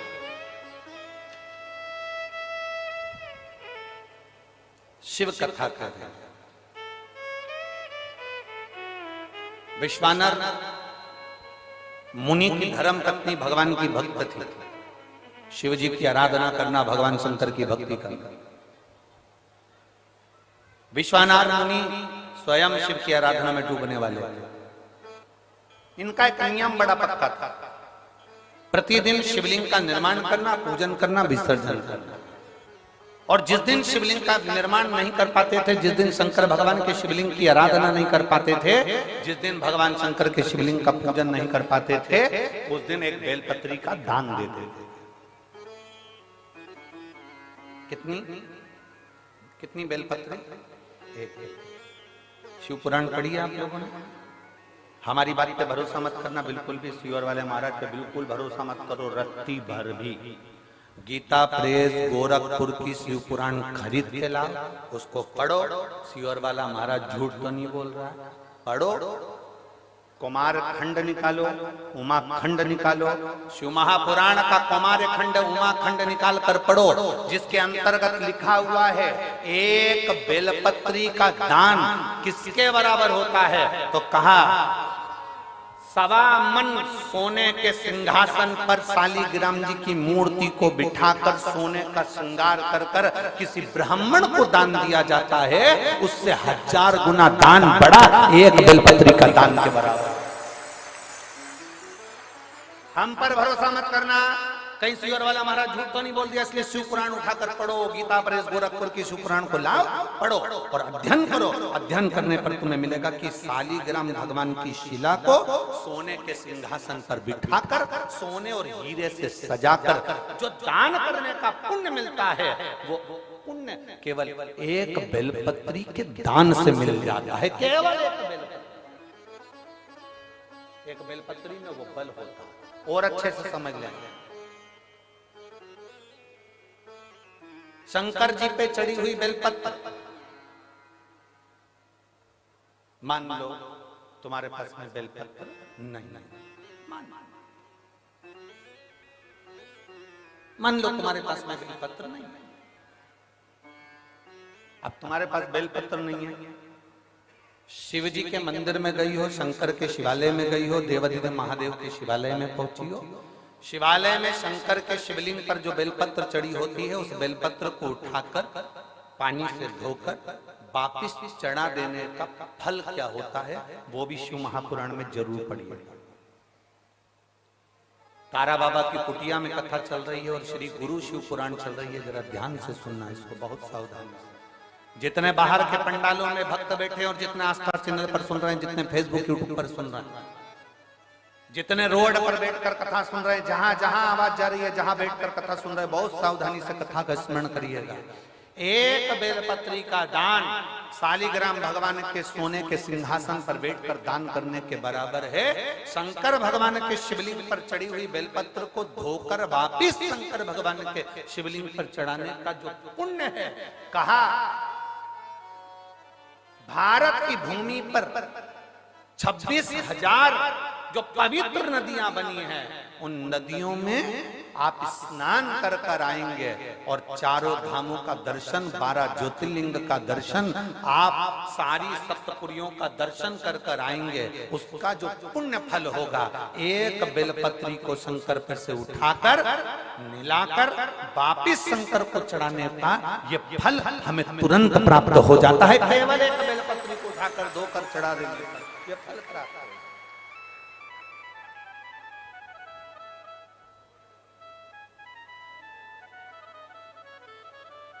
एक बेलपत्र ना जाने कौन कौन ने ऐसा नियम बना दिया, हमें तो समझ में नहीं आता। थोड़ा सा दुनिया के लोग लोभ लालच में नियम बनाए हो तो बात दूसरी।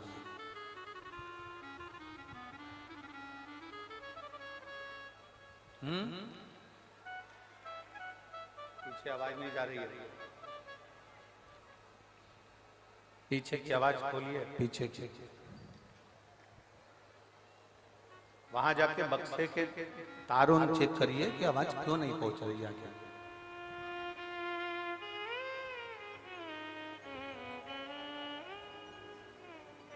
ना जाने कौन कौन ऐसा नियम बना दिया, हमारे पुराण में नहीं है। फिर निवेदन करेंगे, बहुत सावधानी से सुनिएगा कथा। लोगों को थोड़ा बुरा लग सकता है हमारी कथा, तो वो तो लगता रहता है, उसमें स्मरण ना। किसी पुराण के अंदर यह नहीं लिखा कि चांदी की बेलपत्र बनाकर भगवान शंकर को समर्पित करो। ठीक है, समझ में आ रही है ना बात?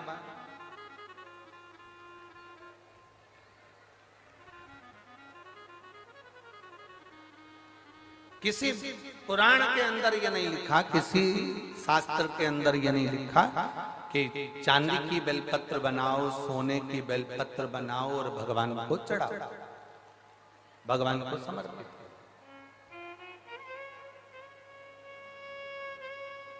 ये हमारे यहाँ कहीं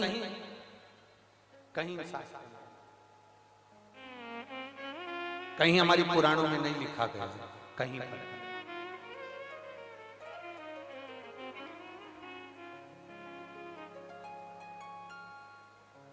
शंभु शरणे पड़ी मांगो घड़ी रे घड़ी, दुख काटो दया करी मैं दर्शन आपो।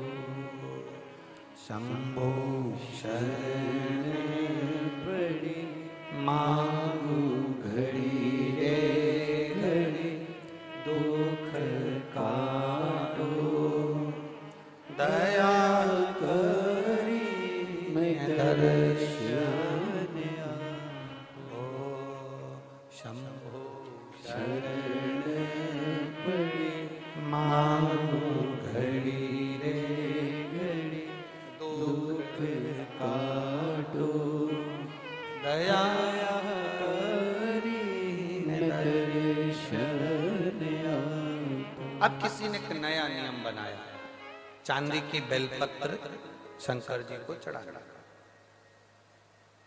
सोने की बेलपत्र शिव जी को चढ़ाना। ये हमारे शिव महापुराण के एक भी 24,000 श्लोक में से एक भी श्लोक में कहीं चांदी और सोने की बेलपत्र का प्रसंग नहीं है। किसी को जरूरत पड़ने लगी होगी चांदी की बेलपत्र की तो उसने चढ़वा दी होगी, किसी को सोने की बेलपत्र की जरूरत पड़ी होगी तो उसने चढ़ा दी। वो अपना प्रसंग अपनी जगह। सोने की बेलपत्र क्या कोई साधारण सा शिव भक्त चढ़ा सकता है? जम के बोलो जरा। चांदी की बेलपत्र कोई साधारण सा शिव भक्त चढ़ा सकता है क्या? अगर चांदी और सोने की बेलपत्र का नियम आया है तो फिर तांबे पीतल की क्यों नहीं आया? एल्युमिनियम की क्यों नहीं आया? कपड़े की बेलपत्र का क्यों नहीं आया? कागज की बेलपत्र का नियम क्यों नहीं आया? आया तो सोने और चांदी की बेलपत्र का नियम आया। ये हमारे शास्त्र के हिसाब से, ये हमारे शिव पुराण के हिसाब से बिल्कुल नहीं। दूसरे को देखकर कभी मत विचार करना। कई लोग उज्जैन महाकाल का दर्शन करने जाते हैं, कई लोग ओंकारेश्वर का दर्शन करने जाते हैं, कई लोग विश्वनाथ जी का दर्शन करने जाते हैं, तो वहां डलिया मिलती है फूल पत्ती की, तो उसमें एक चांदी की बेलपत्र भी रख देते हैं कि ये चांदी की बेलपत्र वो चढ़ाएंगे और आपको दे देंगे, तो आप वो चांदी की बेलपत्र ले जाके अपनी अपनी तिजोरी में, अलमारी में, अपने अपने घर में रख लेना ना।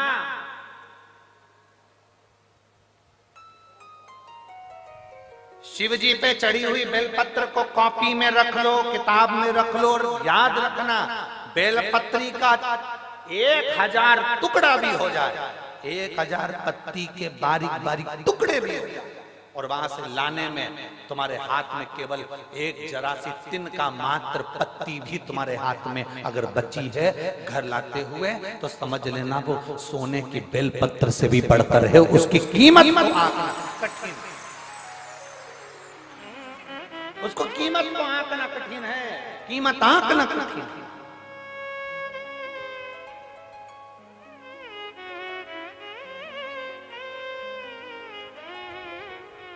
एक बेलपत्री की कीमत को कौन आंक सकता है बाबा? समझे? ये किसी ने एक फाइल भेजी है जिसमें इस व्यक्ति को जो बीमारी हुई है वो लाखों में किसी एक को होती है, जिसके अंदर उसके शरीर की नसें चौक होती चली जाती है, शरीर काम करना बंद कर देता है, आखिरी में वो व्यक्ति का पूरा शरीर, जिह्वा, कान, गला लुप्त होकर पड़ जाता है, हाथ पैर सब ढीले पड़ जाते हैं, शरीर पूरा काम करना बंद कर देता है। उस शरीर में कोई ऊर्जा नहीं रहती, केवल प्राण चलते हैं, और भगवान से लोग प्रार्थना करते हैं कि तो प्राण छूट जाए तो अच्छा। इतना बड़ा शरीर उठाकर कौन कहां लेकर जाए? जो हिल नहीं सकता, जा नहीं सकता, एक बीमारी जिसको डिस्टेमिया कहते हैं, ऐसी बीमारी इस व्यक्ति को हो गई थी, जिसने पूरी डॉक्टर की रिपोर्टें और पूरे चीजें लगाई है उस व्यक्ति ने, और अपनी पूरी, पहले आप फोटो देखिए उस व्यक्ति का जो पड़ा हुआ है, जो एलईडी वाले हैं वो एलईडी पर दिखाएंगे, आस्था चैनल वाले आस्था चैनल पर दिखाएंगे।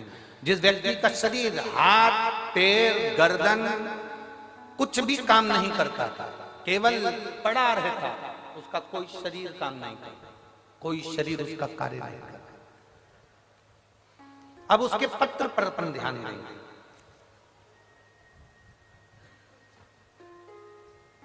मेरा नाम अजय कुमार मेहता है, मैं फतेहाबाद हरियाणा का निवासी हूं। कहीं बैठे हो तो हाथ हिला सकते हैं। आप ही हैं? श्री शिवाय नमस्ते। आ जाओ, एक बेलपत्र ले जाना चाहिए। मैं फतेहाबाद हरियाणा का निवासी हूं। मेरा मोबाइल नंबर ये है। मैंने कोरोना काल में 2021 में पहली वैक्सीन की डोज लगाने के बाद मुझे मालूम नहीं पड़ा कि मेरे शरीर को क्या हो गया।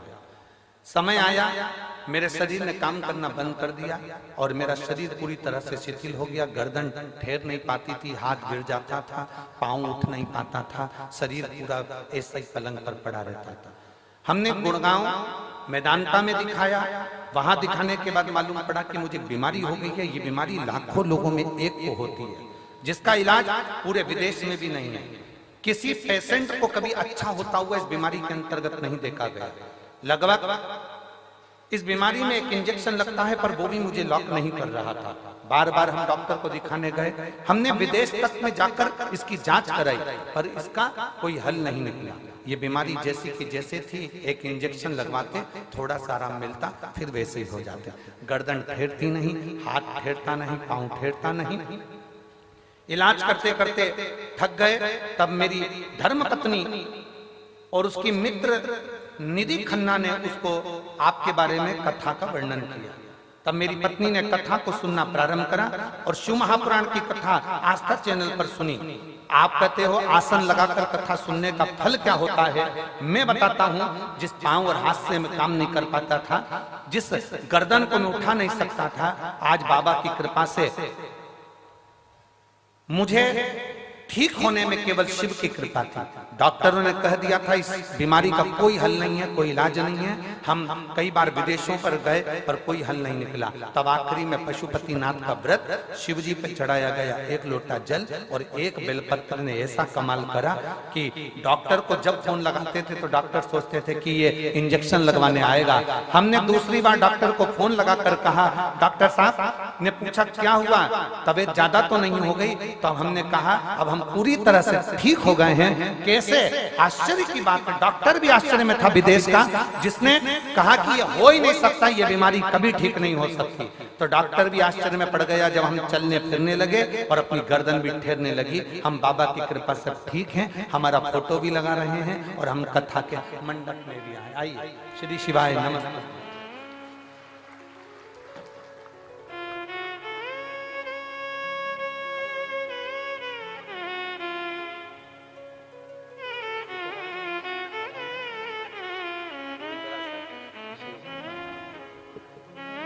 आपने पत्र भेजा, ये शिव तत्व है।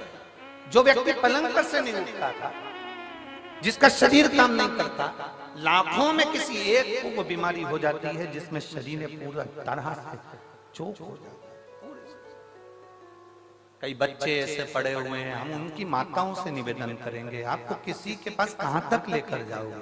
डॉक्टर को दिखाओ, जांचें कराओ, डॉक्टर बोले वो दवाई खिलाओ, एक्सरसाइज कराओ, सब कुछ डॉक्टर के हिसाब से करो, पर एक बेलपत्र और एक शिवजी पर चढ़ा हुआ जल कुंदकेश्वर महादेव के नाम से जरूर खाना प्रारंभ करो। मेरा देवाधिदेव महादेव साथ जरूर निश्चित।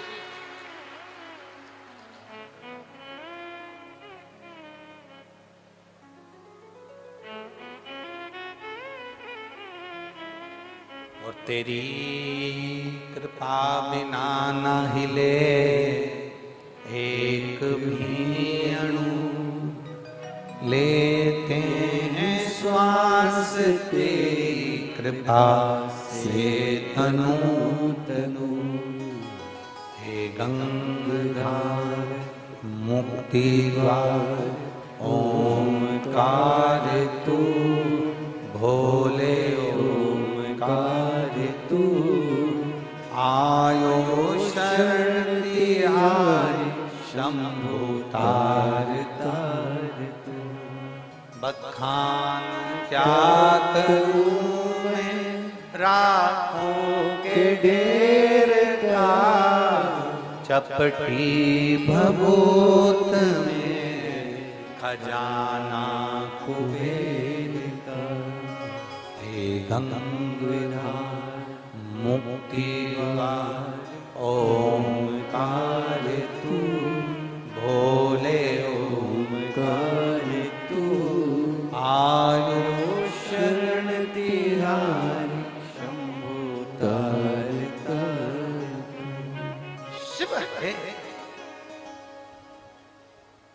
सोने की बेलपत्री जो काम नहीं करती, चांदी की बेलपत्री जो काम नहीं करती, हीरे पन्ने की बेलपत्री जो काम नहीं करती, वो एक वृक्ष पर से तोड़ी हुई बेलपत्र वो काम करती। भ्रम में मत पड़ना, भ्रमित मत होना। चांदी की बेलपत्र चढ़ाकर कोई तुम्हें दे भी दे और कहे कि ये लो बेलपत्र, ये हमने चांदी की दी है, उसको कह देना ये चांदी की बेलपत्र तुम्हारे पास रखो, हमें तो शंकर जी पे चढ़ी हुई एक सादी सी बेलपत्र दे दो जो दुनिया की औषधि है। बहुत बहुत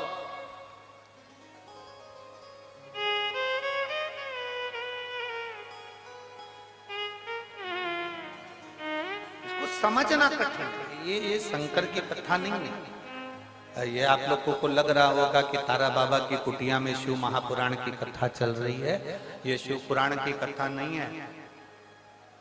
ये तारा बाबा जी ने 7 दिन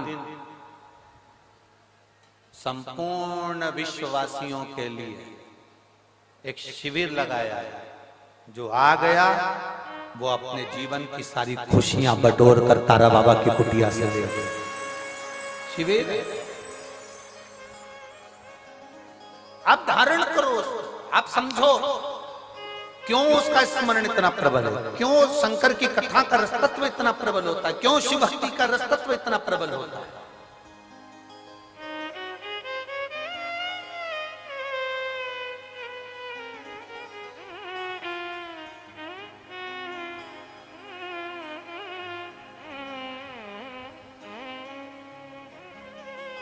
कल कोई कह रहे थे, हम सुबह सुबह जब मॉर्निंग वॉक में घूम रहे थे, सुबह 5 साढ़े 5 बजे का समय होगा, वो जो बाउंसर लोग लगे हैं ना, तो वो कह रहे थे गुरुजी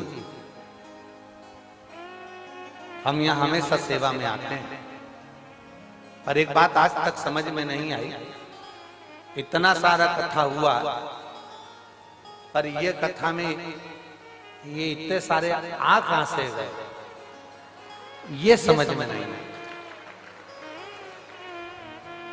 और हम किसी को भी कुछ भी बोलते हैं ना तो वो टस से मस नहीं होता।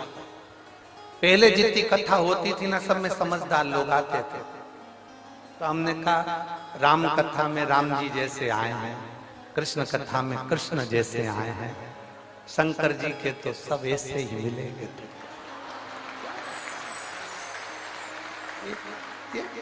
हटने को तैयार नहीं होते। गुरु जी शिव पुराण में ऐसा क्या है? हमने कहा तुम भले 7 दिन की सेवा में लगे हो, पर 3 महीने के अंदर तुम्हें मालूम पड़ेगा कि शिव महापुराण में है क्या। हम नहीं बोल कर जाएंगे कि इसमें है क्या। तारा बाबा जी ने यह कथा करवाई है, तारा बाबा जी इस कथा को करवा रहे हैं।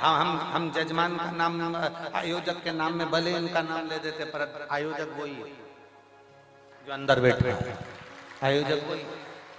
तारा बाबा जी कथा करवा रहे हैं, तारा बाबा जी सुन रहे हैं, तारा बाबा जी ही बचवा रहे, कोई दूसरा नहीं।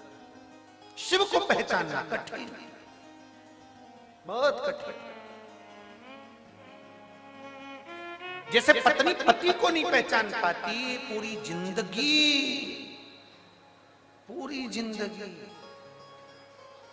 नहीं पहचान पाती। एक पति पत्नी गार्डन में घूम रहे थे, गार्डन में घूमते घूमते सामने से कुत्ता आ गया।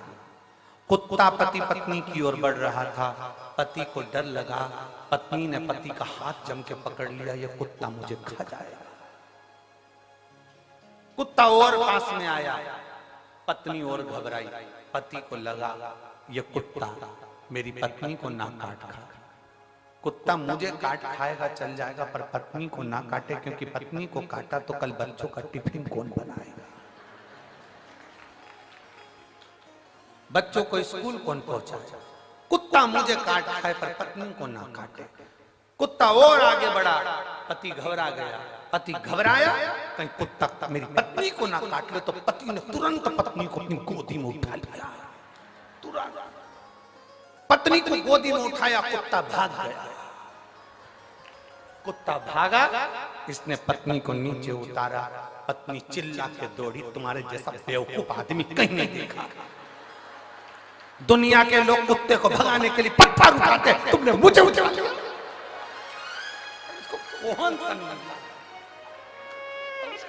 समझाए तो समझाए कोई। अरे ओ बावरी, उसने तेरे को इसलिए उठाया था कि तुझे ना काटे, और तुझे लगा कि वो मार देंगे। समझ कोई नहीं। सबसे कठिन काम है, बहुत कठिन। कुछ नहीं कठिन।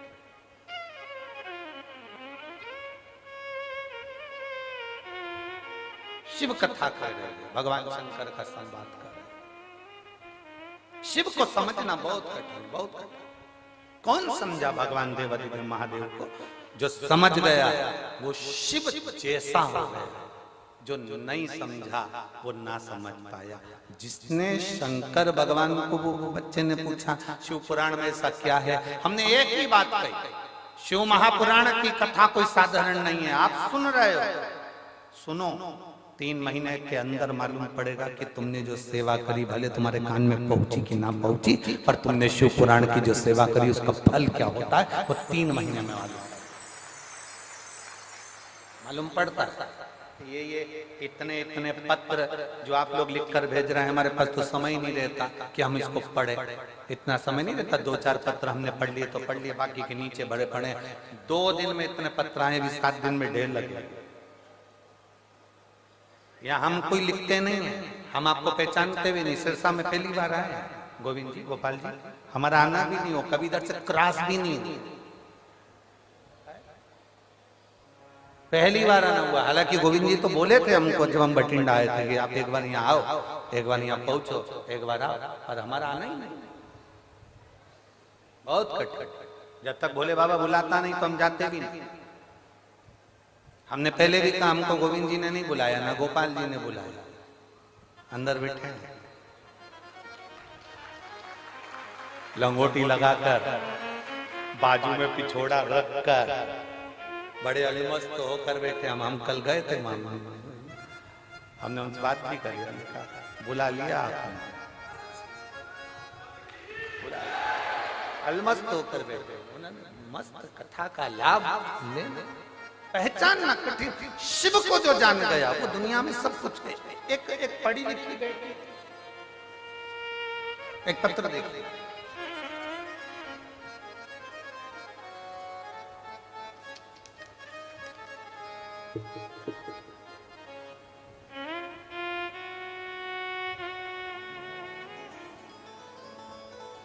मेरा नाम कौशल्या और मेरे पति का नाम महेंद्र कुमार है। गांव केलनिया, ठीक बोला है? हाँ, तुम समझ जाना, ठीक है, बाकी के तो जाने दो। आप ही हैं? हाथ हिला दो एक बार। श्री शिवाय नमस्ते। गांव केलनिया, सिरसा की रहने वाली हूँ गुरुजी। मेरे बाबा महादेव की कृपा में 14 साल से हरियाणा पुलिस में सरकारी नौकरी कर रही हूँ। हरियाणा पुलिस में मैं 14 साल से सरकारी नौकरी कर रही हूँ गुरुदेव।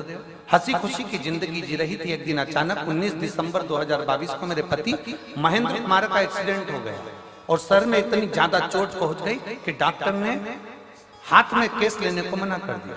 बहुत मुश्किल था, डॉक्टर के हिसाब से ये जा चुके थे, ऐसा उन्होंने बोल दिया। पति के सर का ऑपरेशन हुआ, फिर भी सर की राइट साइड की हड्डी निकाल दी गई और हड्डी निकालने के बाद डॉक्टर साहब ने उनकी जान बचाने का प्रयास किया। साफ साफ डॉक्टर ने कह दिया कि हम प्रयास कर रहे हैं पर भरोसा नहीं है कि बचेगा ना बचेगा। कुछ देर बाद सांस भी चलेगी कि नहीं चलेगी इसका कोई भरोसा नहीं। शायद मेरे देव अधिदेव महादेव ने, क्या वर्णन करूं गुरुदेव, डर गए, घबरा गए। तब डॉक्टर से कहा कि आप अपना काम करो, मेरा महादेव बचाएगा जरूर, ये निश्चित है। और शिव जी की ऐसी कृपा हुई कि बाबा देवादिदेव महादेव का स्मरण करा, श्री शिवाय नमस्तुभ्यम का जाप किया, एक बेलपत्र लाकर शंकर जी का मंदिर जो हॉस्पिटल के पास में था उसमें से उठाकर ऑपरेशन के लिए ले जाते समय उनके साइड में रखकर भेज दिया। मैं बाबा का क्या गुणगान करूं गुरुदेव, जो डॉक्टरों ने कह दिया था कि भरोसा रत्ती भर भी नहीं है कि बचेगा कि ना बचेगा, पर मेरे बाबा ने जान बचा ली और मैं बाबा को यहाँ नमन करने के लिए आया। गुरुदेव 22 दिन तक